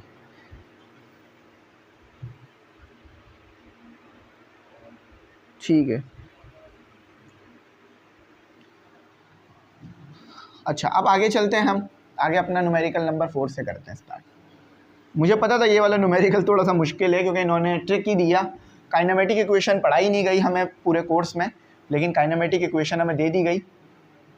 मज़े की बात है जब हमारे टाइम पे भी काइनेमेटिक इक्वेशन नहीं थी और ये न्यूमेरिकल उस टाइम पे भी नहीं था, जब हम हमारे टाइम पे बुक चेंज नहीं हुई थी, आपके टाइम पे चेंज हो गई, बुक चेंज हुई है तो बेहतर ही हुई है, बुक अच्छी हो गई है। न्यूमेरिकल नंबर 2 इजी और सिंपल न्यूमेरिकल, आपको न्यूमेरिकल नंबर 4 है भैया, न्यूमेरिकल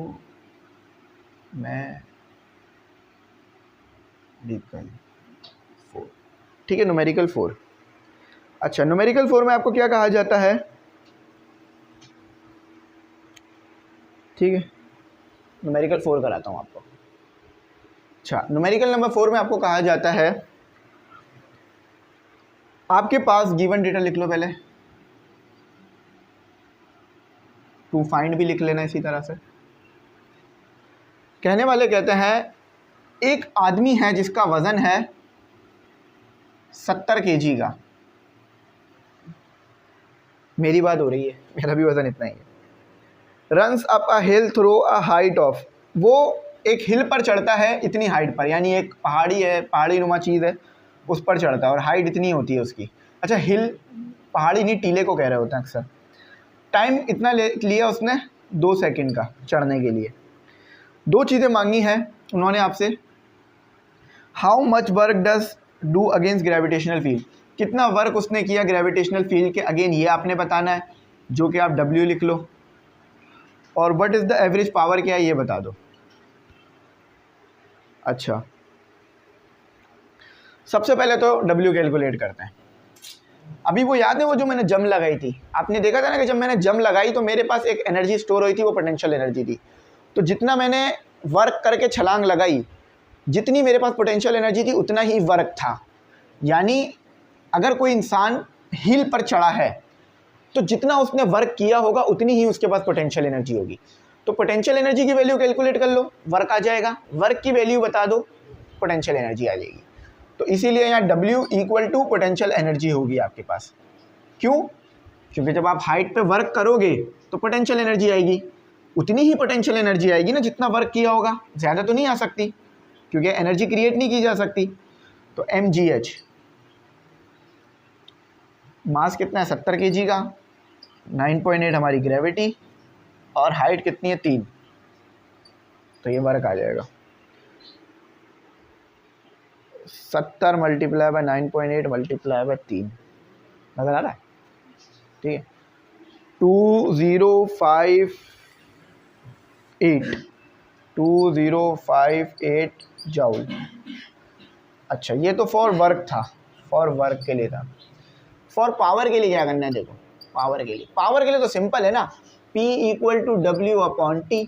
अब W क्या है 2058 और T क्या है 2, इसका हाफ कर लो, हाफ कितना आएगा 105।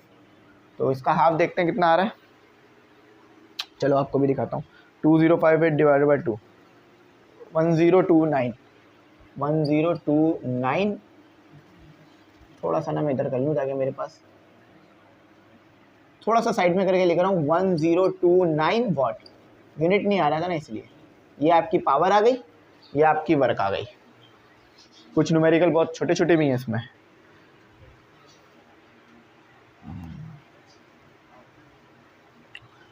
Numerical number 5,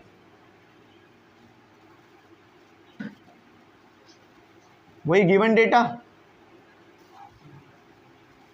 to find. अच्छा, एक मजे की बात बताऊं, मैं काफ़ी टाइम से पढ़ा रहा हूँ ना, तो मैं ऐसे पढ़ाता हूँ। देखो मैं हाथ कैसे रख रहा हूँ बोर्ड पर, ऐसे, है ना, ऐसे रख रहा हूँ। अब मसला पता है क्या आया है, मैं ऐसे घंटों तक रखता हूँ, यानी लिखे जा रहा हूँ, ये उंगली सीधी नहीं हो रही है, इससे ज़्यादा सीधी नहीं हो पा रही है।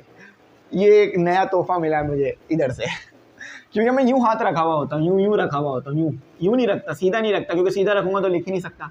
तो मैं यूँ लिखता हूँ, इससे क्या होता है, मेरे को एक अच्छी ग्रिप मिल जाती है, एक स्ट्रेट लाइन मिलती है, क्योंकि मुझे पता है मैं जितना साफ़ सुथरा काम करूँगा आपको उतना अच्छा समझ आएगा। तो फिर ये मेरी उंगली मुड़ गई है, तो काफ़ी मुझे 2-3 दिन से बहुत दर्द हो रहा है इस उंगली में। तो इसका थोड़ा सा क्या कहते हैं, कटका निकाल देते हैं। चलो, ये मेरे काफ़ी मुझे महसूस हो रहा है कि मेरे हाथ में इसमें दर्द हो रहा है। चलो कोई मसला नहीं है। एक न्यूट्रॉन है, ट्रैवल करता है डिस्टेंस, कितना डिस्टेंस ट्रैवल करता है 12 मीटर का।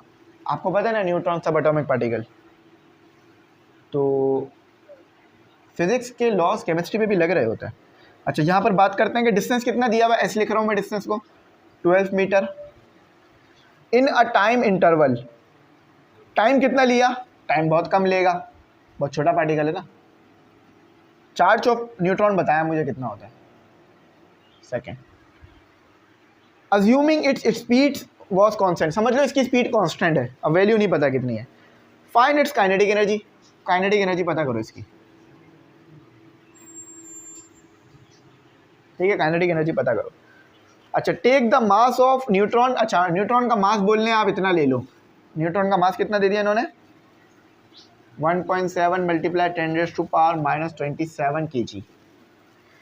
काइनेटिक एनर्जी कैसे पता करोगे, काइनेटिक एनर्जी के लिए तो V चाहिए, V भी नहीं है। अच्छा, और एक और भी बात इन्होंने बोली है आगे, find its kinetic energy, take the mass of. और काइनेटिक एनर्जी ना इलेक्ट्रॉन वोल्ट में पता करनी है। अब इलेक्ट्रॉन वोल्ट का कॉन्सेप्ट आपके पास ज़्यादा शायद नहीं आया हुआ, मैं बता दूंगा क्या होता है इलेक्ट्रॉन वोल्ट का कॉन्सेप्ट। अच्छा, अब सबसे बड़ा हमारा मसला ही यही है कि हमें V ही नहीं पता, लेकिन ज़रा डेटा सही से देखो, बहुत बेसिक चीज़ है, कमेंट सेक्शन में बताओ v कैसे पता करोगे, जल्दी से कमेंट सेक्शन खोलो और बताओ मुझे। v equal to S upon T, क्या गलत बात कर रहा हूँ मैं? नहीं सर, s क्या गिवन है 12, टाइम क्या गिवन है 3.6 मल्टीप्लाई 10⁻⁴, v क्या आएगा कैलकुलेट करो। अच्छा देखो 12 डिवाइडेड बाय 3.6 एक्सपोनेंट -4। अच्छा ये बहुत सारे इसमें आ रहे हैं, साइंटिफिक नोटेशन में लिख लेते हैं। तो देखो आंसर आ रहा है, नज़र आ रहा है, ये क्या खुल गया, आंसर क्या आ रहा है 3.33 मल्टीप्लाई 10⁻⁴। तो 3.33 मल्टीप्लाई 10⁻⁴ मीटर पर सेकेंड। अच्छा आ गई वेलोसिटी फॉर के ई। काइनेटिक एनर्जी कैसे निकालोगे? हाफ mv² लगाकर। अच्छा हाफ mv², हाफ कितना है 0.5, मास कितना है, मास इन्होंने यहाँ गिवन कर दिया है, थोड़ा सा इधर करके लिखो वरना तो नज़र नहीं आएगा। तो 0.5 हो गया, 1/2 0.5 के बराबर होता है, और मास दे दिया 1.7 मल्टीप्लाई 10⁻⁻27, और वेलोसिटी कितनी निकाली 3.33 मल्टीप्लाई 10⁻⁴। हेयर हमारा काइनेटिक एनर्जी है, ये जूल में आएगी पर ये, चलो बताता हूँ। 0.5 मल्टीप्लाई बाय 1.7 एक्सपोनेंट -27, ये माइनस का मतलब ये नहीं है कि उसका मास है नहीं, माइनस का मतलब है बहुत छोटा मास है। तो आपके पास वैल्यू आ रही है 2.8 10⁻23, तो बिल्कुल सही आ रही है, नहीं थोड़ा फ़र्क आ रहा है। अच्छा हाँ एक गलती करी है ना, स्क्वायर कहाँ है, स्क्वायर भी तो लगाओ। देखो ना वेलोसिटी का स्क्वायर, हमने यहाँ पे वेलोसिटी का स्क्वायर रखा ही नहीं, तो जब वेलोसिटी का स्क्वायर रखेंगे ही नहीं तो वो वैल्यू तो बड़ी देगा स्क्वायर। अब देखो सही आ गई। तो 2 साइंटिफिक नोटेशन में देखते हैं, साइंटिफिक नोटेशन में आ रही है 9.4 मल्टीप्लाई 10⁻19, नज़र आ रहा है 9.42 मल्टीप्लाई 10⁻19, तो 9.42 मल्टीप्लाई 10⁻−19 यही, ठीक है। अब ये जाउल में आई है, ये जाउल में आई है, क्योंकि आपने तो सारे यूनिट ऐसा ही रखे हैं ना, तो फिर जो एनर्जी है वो भी जाउल में होगी। इलेक्ट्रॉन वोल्ट में कन्वर्ट करने के लिए चार्ज ऑफ इलेक्ट्रॉन से ऐसे डिवाइड करते हैं, ठीक है। Charge of electron 1.6 multiply 10⁻−19। अब जो आंसर आएगा वो इलेक्ट्रॉन वोल्ट में होगा, याद रख पाओगे ना, मुश्किल तो नहीं है। 9.42 नज़र आ रहा है, हाँ नज़र आ रहा है, 9.42 एक्सपोनेंट -19। मैं कैलकुलेशन भी साथ साथ सिखा रहा हूँ, क्योंकि मुझे आप लोगों के कमेंट मिले थे कि सर कैलकुलेशन समझ नहीं आ रही है, तो मैं कैलकुलेशन भी सिखा रहा हूँ ताकि बात समझ में आए। 5.88 इलेक्ट्रॉन वोल्ट, 5.88 इलेक्ट्रॉन वोल्ट। अब बुक से देखते हैं ये जो बाबा है, हाँ यही है। अब वो थोड़ा राउंड ऑफ होकर हमारा 7 की जगह 8 आ रहा है, तो यहाँ 7 कर लो, कोई मसला नहीं है। क्योंकि देखो भाई हमने जो है ना डेसिमल के बाद वाले नंबर कुछ कम लिए हैं, डेसिमल के बाद बहुत सारे नंबर आ रहे थे, लेकिन अगर इसे मैं 8 लिखूंगा ना, एग्जामिनर मुझे 5/5 ही देगा, ठीक है, एग्जामिनर 5/5 ही देगा। बेटा आप ये 7-8 में नहीं पढ़ रहे हो कि जो चीज़ लिखी हुई है वही वापस लिख दो, ये आप फर्स्ट ईयर में पढ़ रहे हो। यहाँ पर आपका कॉन्सेप्ट देखा जाएगा, ठीक है। एग्जामिनर यहाँ पर न्यूट्रॉन की जगह इलेक्ट्रॉन भी कर सकता है, कुछ भी कर सकते हैं वो, आपको नॉलेज चेक करने के लिए। चलो ये हो गया, आप न्यूमेरिकल नंबर 7 पे चलते हैं। मुझे किसी बच्चे ने बोला था कि सर एज इट इज़ आता है क्या न्यूमेरिकल, ऐसा कहीं नहीं लिखा हुआ कि न्यूमेरिकल एज इट इज़ आएगा, और हमारा भी नहीं आता जो एग्ज़ाम हम देते हैं। हाँ कुछ टीचर एज इट इज़ भी दे देते हैं, लेकिन चांसेस होते हैं कि अलग चीज़ आए, क्योंकि आपके नॉलेज का टेस्ट हो रहा है, आपने कितना रटा है इस चीज़ का टेस्ट नहीं हो रहा है, तो ये याद रखा करें। अच्छा चलो भाई कोई मसले की बात नहीं है। एक स्टोन है, पत्थर कह लो, इस थ्रोन वर्टिकली अपवर्ड, समझो ये पत्थर है, मैंने ऊपर की तरफ फेंका, ये कह रहे हैं, and can reach to a height, और वो एक हाइट पर पहुंचा। जब आप किसी चीज़ को ऊपर फेंकोगे तो कुछ ना कुछ हाइट तो वो पहुंचेगा। Find the speed of stone, stone की स्पीड पता करो। चलो बात खत्म। व्हेन इट जस्ट 2 मीटर, अच्छा अब मजे की बात है, एच प्राइम करो, 2 एच दे दिए हैं आपको। कहते क्या है वो कहना चाह रहे हैं कि आपने वो स्पीड पता करनी है कि जब स्टोन 10 मीटर पे गया और फिर जब वहाँ से वापस आ रहा था 2 मीटर पे जब रह गया, उधर क्या स्पीड है ये बताओ। ज़रा मैं समझाता हूँ। ये स्टोन है, फेंका, यहाँ पर आया, 10 मीटर की हाइट है, वापस नीचे आएगा। अब जब बस 2 मीटर की हाइट रह जाएगी ना, इधर इसकी क्या वेलोसिटी होगी ये बताओ। इस जगह पे इसकी क्या वेलोसिटी होगी ये बताओ। कोई मुश्किल, कोई परेशानी की बात नहीं है, कोई टेंशन नहीं लेनी, ज़िंदगी बहुत आसान है। यहाँ पर हम यूज़ करेंगे अपने मोमेंटम के फॉर्मूले को, उससे पता करेंगे law of conservation of momentum. और भी तरीके हैं लेकिन law of conservation of momentum is the simplest way, तो वो पता करेंगे। अच्छा, सबसे पहले तो मुझे ये पता होनी चाहिए कि इस हाइट पर क्या है, इस हाइट पर क्या है आपके पास वेलोसिटी है, मुझे ये पता होनी चाहिए।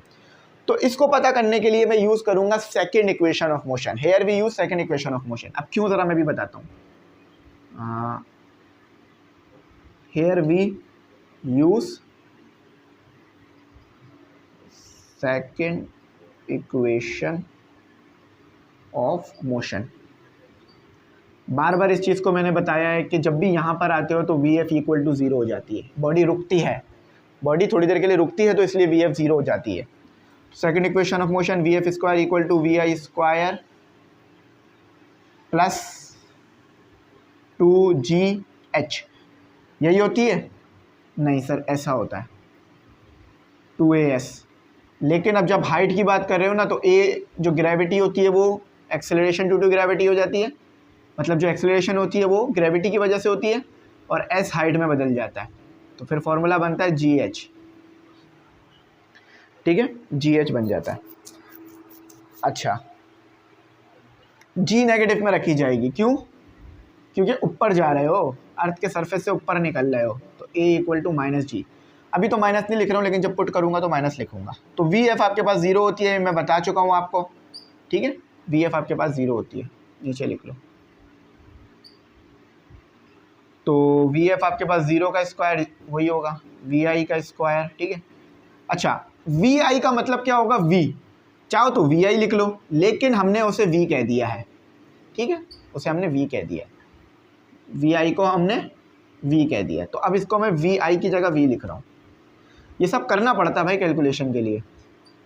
2 माइनस 9.8, माइनस क्यों लगाया? क्योंकि मैंने बताया ऊपर जा रहा हूँ, जी नेगेटिव होगी। हाइट कितनी अटेन की है? 10 मीटर की। बस जो भी कैलकुलेशन आ रही है उसे कैलकुलेट करके उधर उस तरफ लिखो। 2 multiply by 9.8 multiply by 10 equal to, अच्छा अब साइंटिफिक कैलकुलेटर है ना हमारा ये वाला, इसको ऐसे लिखो। हाँ, तो 196 वी का स्क्वायर आ रहा है प्लस माइनस का, क्योंकि देखो माइनस प्लस माइनस 196। लेकिन एक मसला है, पता है क्या? उधर ले आओ, वी स्क्वायर इक्वल टू 196। देखो ये माइनस का तो आ जाके प्लस का हो गया, दोनों चीज़ें प्लस की, स्क्वायर रूट। तो ये वी से स्क्वायर से स्क्वायर रूट कैंसिल, और 196 का स्क्वायर रूट कैलकुलेट कर लेते हैं। 14 मीटर पर सेकेंड। ठीक है, ये आ गया आपका।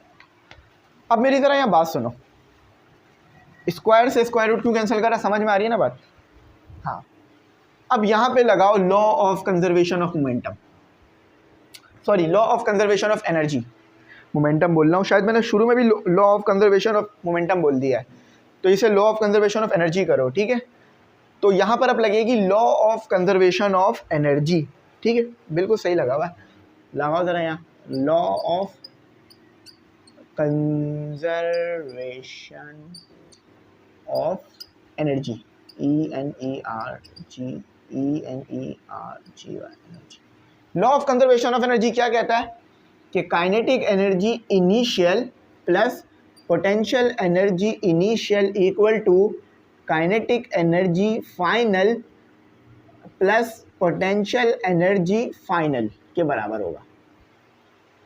ये पढ़ा नहीं है आप लोगों ने, लेकिन ये बात समझ में आ रही है ना कि हमारे पास एक फॉर्म ऑफ एनर्जी दूसरी फॉर्म ऑफ एनर्जी में कन्वर्ट होती है।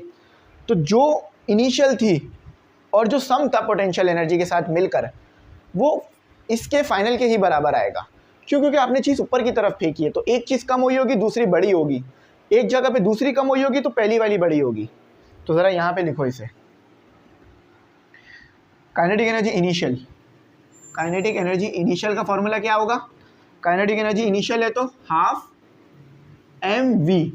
अब मैं क्या बोल रहा हूँ कि मैं इनिशियल को बोल रहा हूँ आई, मतलब इनिशियल को बोल रहा हूँ v, देखो ना यहाँ पे ने क्या इनिशियल को बोला था v, और फाइनल को बोल रहा हूँ मैं, फाइनल को बोल रहा हूँ v प्राइम। ये याद रखना बस, ज़रा पुट करो। पोटेंशियल एनर्जी तो आपको पता है क्या होती है, mgh, mgh। Kinetic energy final ये ज़ीरो होगी, लेकिन अभी मैं बता भी नहीं, ज़ीरो क्यों होगी मैं बता भी देता हूँ आपको कि इसमें हो क्या रहा है।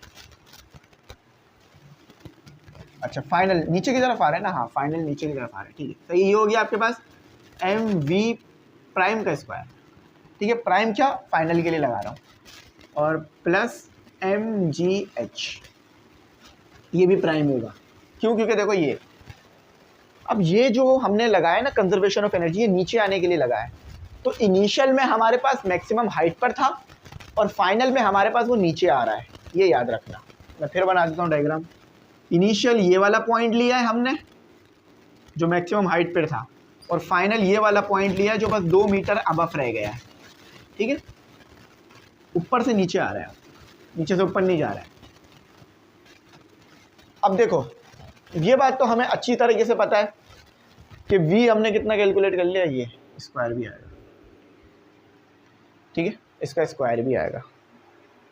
अच्छा अब एक चीज़ हमारे पास यहाँ ज़ीरो आएगी, एक चीज़ हमारे पास यहाँ जीरो आएगी, ये चीज़ हमारे पास ज़ीरो होगी, ये वाली चीज़ हमारे पास, क्योंकि हम देखो नीचे की तरफ आ रहे हैं तो इस वाली टर्म को हम ज़ीरो कर देंगे। ये वाली टर्म हमने कैलकुलेट तो करनी है, तो इसको आगे कैलकुलेट करते हैं। तो उम्मीद करता हूँ मेरी बात समझ में आ रही होगी आपको।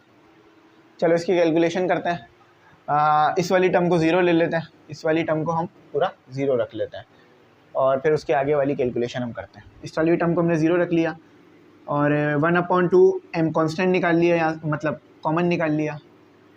यहाँ से फिर चलो कॉमन नहीं निकालते हैं, फिर वो मुश्किल हो जाएगी सॉल्व करना। इसको याली काइनेटिक एनर्जी निकाल लेते हैं। तो याली काइनेटिक एनर्जी क्या आ गई आपके पास 0.5, और m कितना, m तो सेम है सब में, m पता ही नहीं है, लो m पता था, हाँ m नहीं पता, हमें m को कॉमन निकालना पड़ेगा। पहले इस चीज़ को ज़ीरो कर लो, इस चीज़ को हटाओ ताकि काम आसान हो जाए। मुझे भी वही टेंशन आ रही थी कि m का है, m इसमें गिवन ही नहीं है, ठीक है। चलो ये हो गया आपका मामला, 1/2m 1/2m, और m कॉमन निकाल लो। लेकिन यहाँ से जब कॉमन निकालोगे तो m कॉमन निकलेगा, सिर्फ m कॉमन निकालना, 1/2 कॉमन नहीं निकालो। निकाल सकते हो 1/2 भी, लेकिन अभी सिर्फ m कॉमन निकालो ताकि बात आसान हो जाए। m इधर भी है इधर भी है, कॉमन आ गया, तो 1/2 v प्राइम का स्क्वायर, और ये चीज़ ज़ीरो कर दी है मैंने, याद रखना, और प्लस जी एच हो गया आपका। m से m कैंसिल, तो अब m की तो ज़रूरत है ही नहीं आपको। अच्छा ये हो गया 0.5, v कितना दिया हुआ है आपको 14, इसका स्क्वायर ले लो, और इसका स्क्वायर लोगे तो इतना आ जाएगा। अच्छा तो ये भी 0.5 हो गया, ये भी 0.5 हो गया, और ये भी प्राइम का स्क्वायर हो गया, प्लस इधर प्राइम आएगा। अच्छा अब यहाँ पर g क्या आ गया 9.8, और h क्या आ गया 10, ठीक है। तो इसको 2 रख के सॉल्व करते हैं। अच्छा पहले इसको कैलकुलेट कर लो, फिर इसको कैलकुलेट कर लेते हैं। तो देखो जब मैं इसको कैलकुलेट करूँगा 0.5 मल्टीप्लाई बाय 14 का स्क्वायर, मेरे पास आ रहा है 90, 0.5 14 का स्क्वायर 98, शायद कुछ हमारा फ़र्क आ रहा है आंसर में,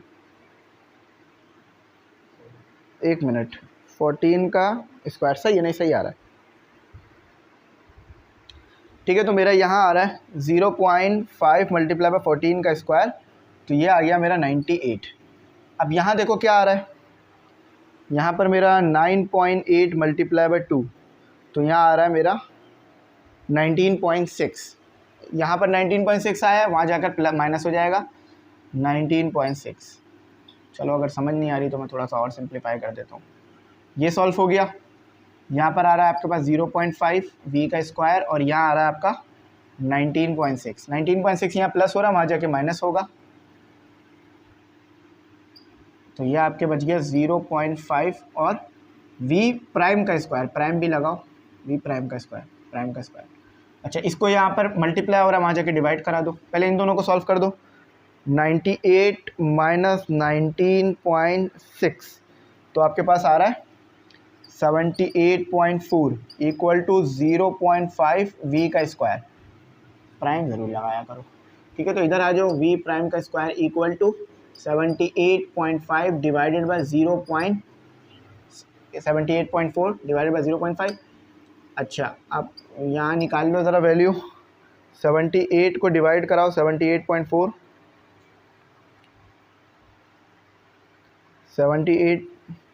78.4 डिवाइडेड बाय 0.5 तो आपके पास आ रहा है 156.8, ठीक है।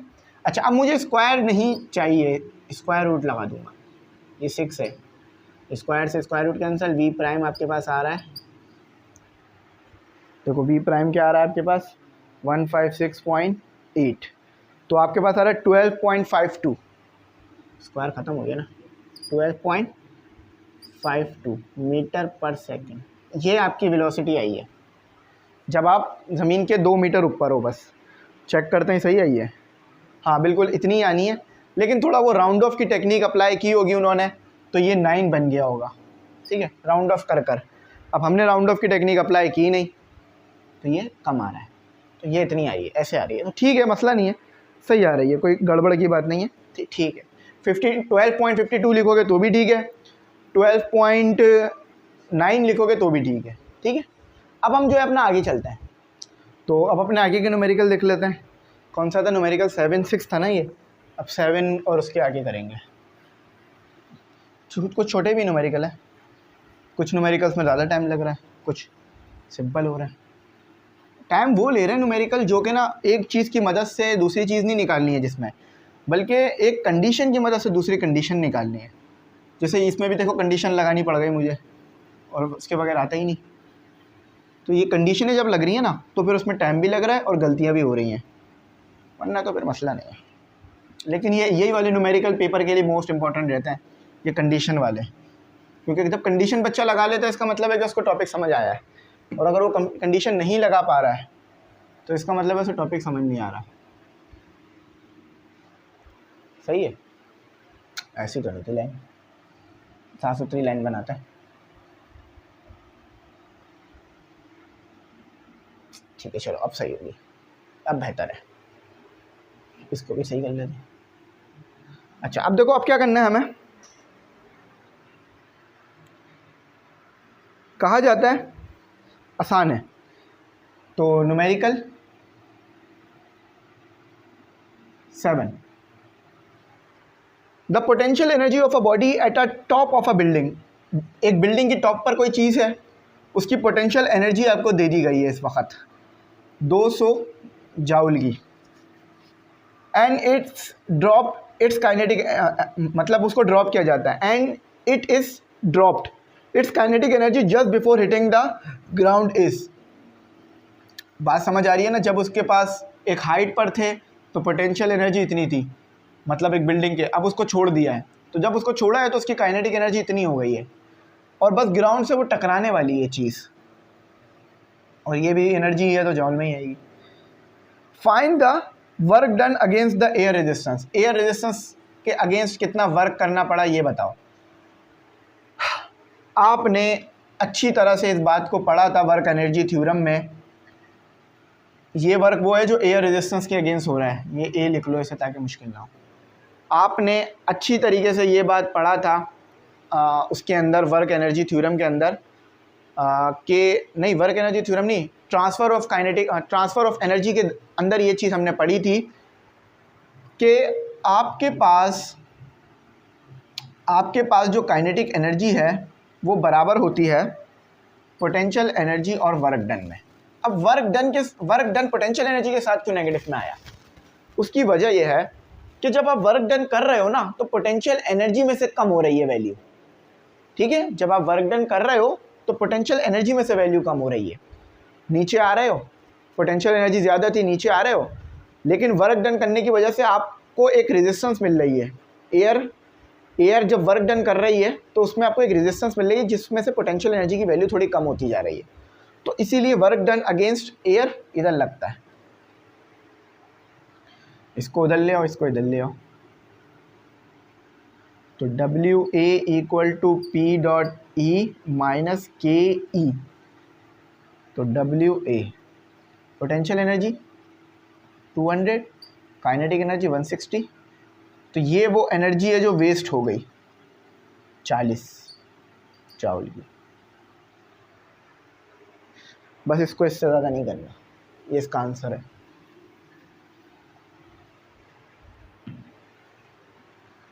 Numerical 8,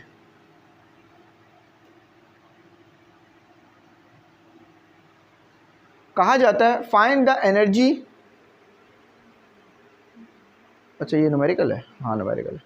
find the energy equivalent of 1 ग्राम, वो एनर्जी बताओ जो 1 ग्राम के इक्विवेलेंट हो। तो यहाँ सिर्फ मास ही करा है आपको, गिवन 1/1 दिया है आपको। अच्छा अब इस वही ये ग्राम में, इसको केजी में ले जाना है तो क्या करोगे, हाँ बिल्कुल 1000 से डिवाइड करोगे। तो जब 1000 से इसको डिवाइड कर दोगे तो क्या आएगा आपके पास मास 0.001 केजी का आएगा। अच्छा और पता है एनर्जी करनी है। अब यहाँ पर क्या लगेगा, 1 ग्राम एनर्जी, 1 ग्राम से कितनी एनर्जी मिलेगी ये बताना है आपने। आइंस्टाइन का आपने फार्मूला पढ़ा है, मास एनर्जी इक्वेशन जो उसकी है, अभी तक नहीं आया कोर्स में और ये इसका डिस्कशन भी नहीं हुआ था, लिख लो। आइंस्टाइन का एक फार्मूला है मास एनर्जी इक्वेशन जो मॉडर्न फिजिक्स में पढ़ाया जाता है, mc², बहुत मशहूर है, याद होगा। जैसे न्यूटन का F = ma है, उसी तरह से आइंस्टाइन का E = mc² है। मास आपको 0.001 दे दिया। अब ये c क्या है, लाइट वेलोसिटी ऑफ लाइट है, ये स्पीड ऑफ लाइट भी कह सकते हो, वेलोसिटी और स्पीड ऑफ लाइट, जो कि होती है आपके पास 3 × 10⁸ तो यहाँ वैल्यू c² ही रह गई। यहाँ आ गया आपके पास 0.001 और 3 × 10⁸ का स्क्वायर। नज़र आ रहा है ना, हाँ ठीक है नज़र आ रहा है। तो ज़रा लिख कैलकुलेट करते हैं इसको, 0.001 दिखा देता हूँ कैसे कैलकुलेट कर रहा हूँ। 0.001 3 एक्सपोनेंट 8 का स्क्वायर, तो 1.69 ×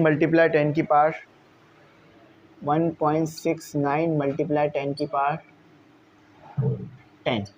अब देखो ये इलेक्ट्रॉन वोल्ट में तो नहीं दिया हुआ इसका आंसर, ठीक है, थोड़ा फ़र्क आ रहा है हमारे आंसर में, पता नहीं क्यों। अच्छा हाँ, हमने मल्टीप्लाई नहीं लगाया ना बीच में, इसीलिए हमने लिख दिया लेकिन मल्टीप्लाई नहीं डाला। ये आ रहा है 9.0 × 10⁻13। असल में गलती इसलिए हुई क्योंकि मैंने वो डालना भूल गया, मल्टीप्लाई। ये असल आंसर है, जॉल में ही रखो, इलेक्ट्रॉन वोल्ट में लेके जाने की ज़रूरत नहीं है, क्योंकि वो जो मास है वो किसी सब एटॉमिक पार्टिकल का नहीं है। तो 9.0 × 10⁻13, देखो यही जवाब है। हाँ यही जवाब है। अब बुक में उन्होंने 0 नहीं लगाया हुआ तो नहीं लगा, कोई मसला नहीं है, ये लो बुक जैसा हो गया।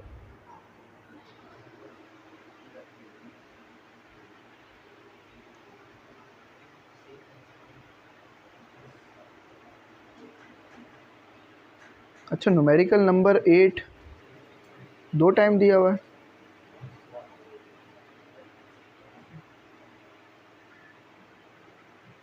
अब करते हैं न्यूमेरिकल नंबर, ये न्यूमेरिकल नंबर 8 ही था ना, मैं एक बार इसे कंफर्म कर लूँ कि न्यूमेरिकल नंबर 8 हाँ ये है। अब करते हैं न्यूमेरिकल नंबर 9। न्यूमेरिकल नंबर 9 थोड़ा सा बड़ा है, उसको करते हैं। ये हो गया न्यूमेरिकल नंबर 9। न्यूमेरिकल नंबर 9 में कहा जाता है कि 1 किलोवाट मोटर पंप, पावर दी हुई है आपको, एक मोटर पंप है, यानी आपके घर में मोटर लगी हुई होती है ना, उसमें वॉट में या हॉर्स पावर में तो नहीं, वॉट में उसकी पावर दी हुई होती है, तो वो 1 किलोवाट का है। तो जब 1 लिखोगे तो यहाँ किलो और वॉट लिखना पड़ेगा आपको। अच्छा, अब किलो को अगर प्रीफिक्स खोलोगे ना तो 1000 बनता है, तो 1000 वॉट का पम्प है वो, ठीक है, 1000 वॉट का पम्प है। पम्प द वाटर, वो जो पम्प है ऊपर वाटर पम्प कर रहा है from the ground to the height, ground से हाइट पर, यानी ज़मीन पे पानी है उसको, या ज़मीन में या टैंक में पानी है उसको वो एक हाइट पर पहुंचा रहा है और वो 10 मीटर ऊपर है। Find how much litre of water it can pump in 1 hour, कितना पानी उसने जो है वो, सबसे पहले टाइम देख लो कितना दिया हुआ है आपको, टाइम दिया हुआ है 1 आवर, 1 आवर। अब इसे मैं आवर में तो रखूँगा नहीं, सेकंड में रखूँगा, तो मेरे पास कितना आएगा सेकंड, 1 घंटे में कितने मिनट होते हैं, 60 मिनट, और 1 मिनट में कितने सेकंड होते हैं, 60, तो 60 मल्टीप्लाई बाय 60 यानी 3600 सेकंड में ये आएगा आपके पास, ठीक है। अच्छा, अब इसकी यहाँ पर हमने कैलकुलेशन करनी है, लेकिन हमने ना सेकंड में ले जाने की ज़रूरत नहीं है। उसकी वजह यह है कि पीछे जो आंसर है ना वो आपको लीटर में दिया हुआ है, उन्होंने लीटर पर आवर में दिया हुआ है। तो जब उन्होंने आंसर ही आपको लीटर पर आवर में दे दिया है तो हमें भी उसे, नहीं, लीटर पर सेकंड में ही दिया हुआ, सही है। यहाँ पर ना आप अगर नोट करें ना, एक मिस्टेक है कि लीटर तो लिख दिया उन्होंने, थोड़ा और बड़ा कर दूँ, इन्होंने लीटर तो लिख दिया, यहाँ दिख रहा है, लीटर तो लिख दिया, लेकिन उसके आगे ये नहीं लिखा कि ये आवर है या सेकंड है, लेकिन ये सेकंड ही है, तो इसलिए 3600 लिख लो, ठीक है। अच्छा, अब सबसे पहले मैंने कैलकुलेट क्या करना है, मेरे पास यहाँ पर मुझे कैलकुलेट करना है कि कितना वॉल्यूम ट्रांसफ़र हो रहा है कितने टाइम में, यानी कितना जो पानी है वो कितने टाइम में ऊपर जा रहा है, ये कैलकुलेट करना है मैंने। अच्छा, एक चीज़ मेरी सुनो, सबसे पहले यहाँ थोड़ा सा ध्यान देना इस न्यूमेरिकल पे। पावर का फॉर्मूला लगेगा W/T। अभी वही बात मैंने बताई कि वर्क कर कर आप एक हाइट पे जा रहे हो, तो वर्क क्या होगा, mgh। भाई मैं फिर कूद के दिखाऊँ क्या, फिर छलांग लगा के दिखाऊँ, जितनी मैं छलांग लगाऊंगा तो एक हाइट अटेन करूंगा, यानी मैंने वर्क किया वो पोटेंशियल एनर्जी में कन्वर्ट हुआ, और फिर जब हाइट में पहुंच जाऊंगा तो वापस नीचे आऊंगा, तो जो वर्क है हमारा वो mgh के बराबर है। Height, gravity, time. अच्छा, अब यहाँ पर मुझे gh उधर ले जाना है, m/t को नहीं छेड़ूंगा मैं, उसकी वजह यह अभी पता चल जाएगा क्यों नहीं छेड़ना मैं। एक कन्वर्जन पता है आपको, मैं आपसे एक कन्वर्जन पूछता हूँ कि कितना किलो दूध, मतलब 1 किलो दूध कितने लीटर के बराबर होता है, ये मुझे ज़रा कमेंट सेक्शन में बताओ जब तक मैं ये सॉल्व करा रहा हूँ। ये 1 लीटर पानी कितने किलो के बराबर होता है, कितने किलो पानी के बराबर होता है, उसका तो मास है ना। अच्छा, पावर कितनी दी हुई थी, 1000, 9.8, और हाइट कितनी है, 10 मीटर की। इसको कैलकुलेट कर लो ज़रा, 1000 डिवाइडेड बाय 9.8 मल्टीप्लाई बाय 10, तो आपके पास आ रहा है 10.20। तो m/t जो आ रहा है आपके पास 10.20 आ रहा है। अभी तक आप लोगों ने जवाब नहीं दिया कि कितने लीटर दूध, जो 1 लीटर दूध LITE, सॉरी, हाँ इसको ऐसे ही लिखो, इसको लिखो m/t, ये m/t के बराबर है ना, तो kg/सेकेंड। अभी मैंने सेकंड है या आर है ये पुट नहीं किया है, लेकिन मैं अभी इसे सेकंड कह रहा हूँ। तो मेरा सवाल ये है कि 1 लीटर पानी कितने केजी के बराबर होता है। यूट्यूब पे सर्च करना है, नेट पे सर्च करना है, ये बात पता चलेगी कि 1 लीटर दूध 1 केजी के बराबर होता है, और 1 केजी पानी आपके पास, मतलब 1 केजी वाटर आपके पास 1 लीटर के बराबर होता है।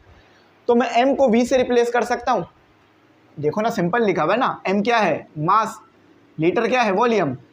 ये सिर्फ दूध और पानी के साथ है, बाकी चीज़ों के साथ ऐसा नहीं है। मतलब दूध में ऐसी सलाहियत है कि वो 1 लीटर होगा ना तो 1 केजी ही कहलाएगा, आप चेक कर सकते हो। अगर आप कभी दूध की शॉप पे जाओ ना, उसको बोलो 1 किलो दूध दे दो, तो भी वो आपको 1 लीटर ही देंगे, और कभी आप कहो कि 1 लीटर दूध दे दो तो भी वो आपको 1 केजी दूध मिलेगा। क्यों? क्योंकि दोनों सेम होते हैं। तो मैं m की जगह पे v लिख देता हूँ, v/t, यही पता करना था। अच्छा, अब मसला ये है कि मैंने इसके साथ टाइम को डिवाइड नहीं कराया है, ये आर में आया है आंसर। इसको सेकंड में करना है तो 3600 से इसको नहीं, सॉरी ये सेकंड में आया है आंसर, सेकंड में ही है ये, बल्कि आर में होगा ना। चलो यूनिट ना लिखो अभी, इसका यूनिट एंड। अच्छा अभी इसको जो है मैं चाह रहा हूँ कि हाँ आर में है ये आर में अभी आंसर मौजूद है। अब मैं चाह रहा हूँ इसको सेकंड में ले जाना, तो सेकंड में ले जाने के लिए मैं क्या करूँगा, 3600 से डिवाइड कराऊँगा, सॉरी मल्टीप्लाई कराऊँगा, तो v/t। तो ज़रा करो 3600 से मल्टीप्लाई इसको,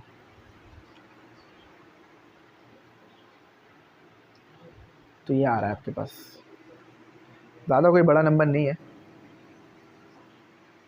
अच्छा साइंटिफिक नोटेशन में दिया हुआ है ना उन्होंने, साइंटिफिक नोटेशन इसकी चाहिए ना, यहाँ से आ जाएगी 3.6 मल्टीप्लाई 10⁴, लेकिन उन्होंने इसके ज़्यादा नंबर लिए हुए हैं। हाँ 3.6 ही लिया हुआ, 3.6 मल्टीप्लाई 10⁴ लीटर LITER मैंने लिखा है ना, 1 लीटर 1 kg के बराबर है। और सेकंड उन्होंने लिखा ही नहीं, तो ये आपका इसका जवाब था। मेरे पाँव में काफ़ी दर्द हो रहा है खड़े खड़े, लेकिन मैं ये बता रहा हूँ आपको, ये इसलिए कह रहा हूँ कि देखो आप लोग भी ना मेहनत करा करो। थक जाओ ना तो इसका मतलब ये नहीं है कि रख दो, हाँ बहुत थक जाओ तो फिर रख दो, लेकिन कोशिश करा करो कि ज़्यादा मेहनत करो ताकि ज़्यादा आगे बढ़ो। अच्छा अब देखो ज़रा आगे करते हैं, ये तो बिल्कुल ठीक आ गया माशाल्लाह से। Question number 10, numerical number 10।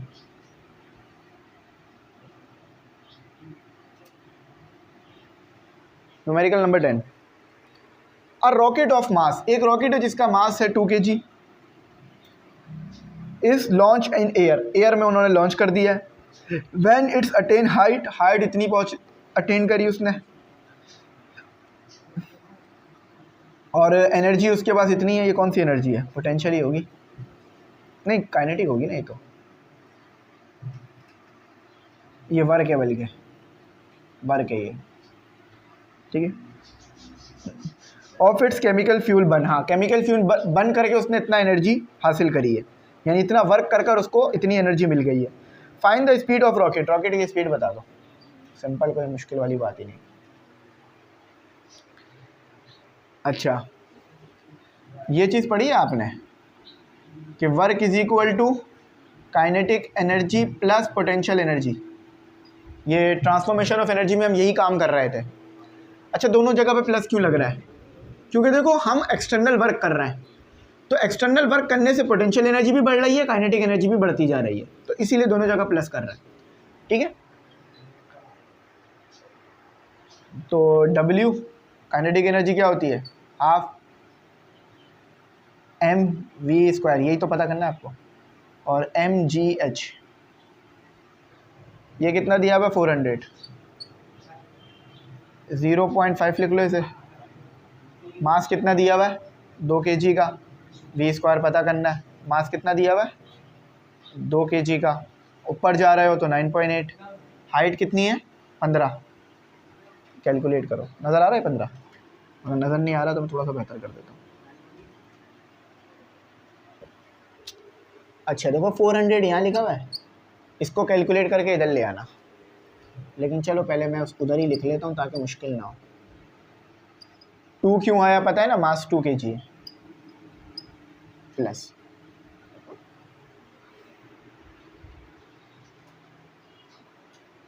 2 multiply 9.8 multiply 15 कितना आ रहा है, ये साइंटिफिक नोटेशन में किया हुआ है ना इसलिए ऐसा होगा।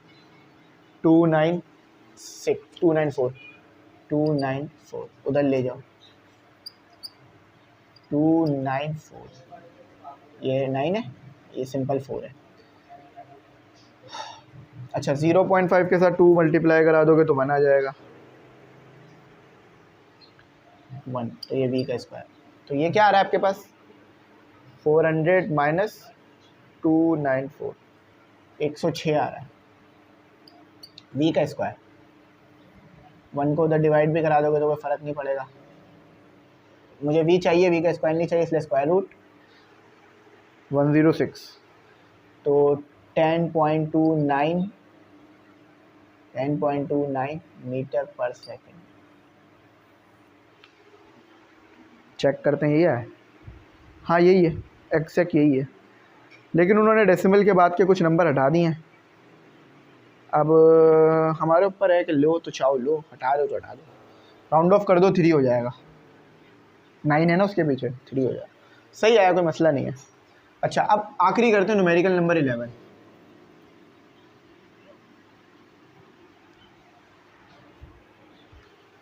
ये मिटाना होगा क्योंकि वो इधर भी आएगा।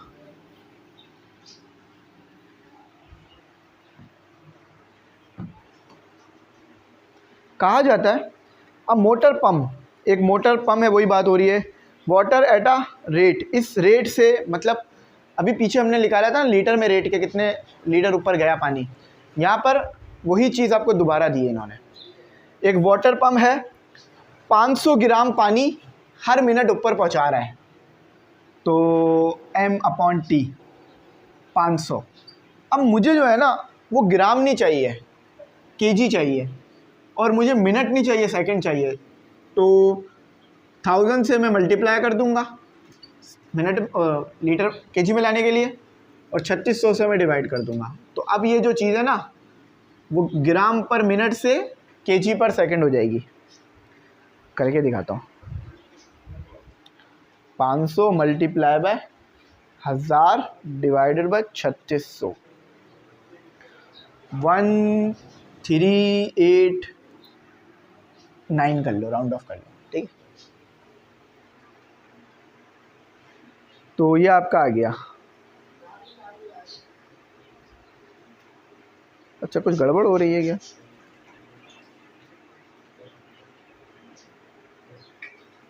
अच्छा सॉरी, मिनट में दिया हुआ है, हम मुझसे एक छोटी सी मिस्टेक हो रही है, हम मुझे ना मिनट में दिया हुआ है, सेकंड में नहीं दिया हुआ।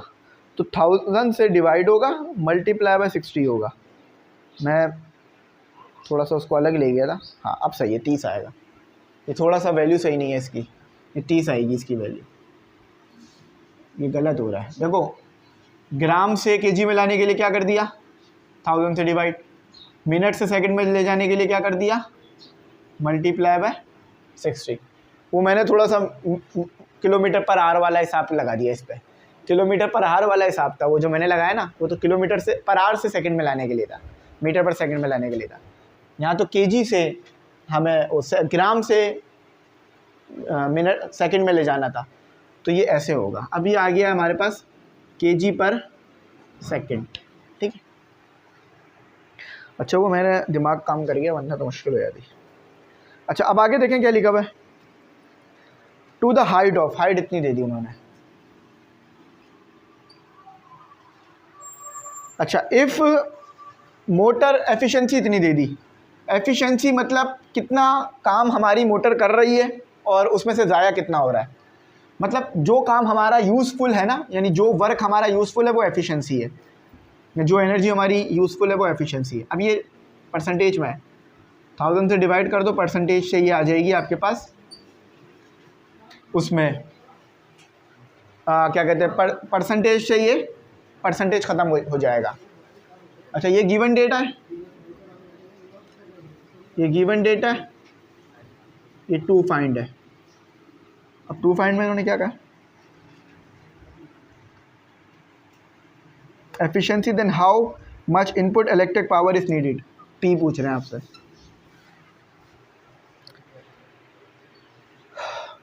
अच्छा, पावर का फॉर्मूला क्या है, P is equal to W/T। अब देखो हाइट की बात हुई थी ना, तो यहाँ पर फिर वही W is equal to PE के बराबर होगा, तो mgh/T, ठीक है। अच्छा, ये वाला फैक्टर आपको गिवन है, ये वाला फैक्टर मैंने अलग कर दिया, ये वाला फैक्टर मैंने अलग कर दिया, और GH आपको अलग लिखना है। देख लो, ये वाला फैक्टर ना m/T अलग से गिवन है आपको, तो m/T कितना है, 30, m/T पूरे की जगह 30 आ गया, और उसके बाद 9.8 आ गया आपका, और उसके बाद हाइट कितनी आ गई, 120 आ गई आपके पास, और फिर आपके पास P आ जाएगा इस तरह से,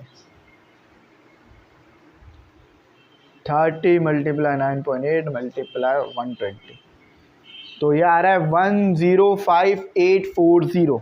देख लेते हैं, ये आ रहा है ना, कुछ गलती करी है क्या? अच्छा 30 की जगह हमने 90 लिख दिया। 30 35280 35280 जाउल। अब इन्होंने कहा था कि 50% एफिशिएंसी है सिस्टम की, तो इसके साथ अगर 50 मल्टीप्लाई कर दोगे ना तो 50% एफिशिएंसी पे क्या इसका वैल्यू आ रही है ये पता चल जाएगा। 50% एफिशिएंसी, ठीक है, 50% एफिशिएंसी है। यहाँ देखो लिखा हुआ है ना 50% एफिशिएंट, एफिशिएंसी, स्पेलिंग गलत ना लिखे, ठीक है। एफिशिएंसी सीवा होता है एफिशिएंसी। तो इसके साथ मल्टीप्लाई करा दो 35280 मल्टीप्लाई बाय 0.50, तो टोटल इतना इसके पास पावर है। यूजफुल पावर कितनी आ रही है वो पता चल जाएगा। तो 37280 मल्टीप्लाई बाय 0.5 17640 1। अब मेरी भी एनर्जी ना काफ़ी डाउन हो गई है, देखा मेरी भी एनर्जी ट्रांसफ़र हो गई पढ़ाने में। ये यूज़फुल एनर्जी है। वॉट हॉर्स पावर में ले जाना इसे, देखते हैं हॉर्स पावर में लेके गए क्या? नहीं, हॉर्स पावर में लेके नहीं गए। अच्छा यहाँ पर आंसर वॉट में आ रहा है, ये क्या चक्कर है? असल में वो आंसर वॉट में पता है कैसे आ रहा है? वॉट में तो ये बिल्कुल ठीक है, हमारा ठीक आया है। अब इसको अगर वॉट्स वो वाला आंसर बनाना ना जो बुक में आ रहा है, तो वो हॉर्स पावर में है।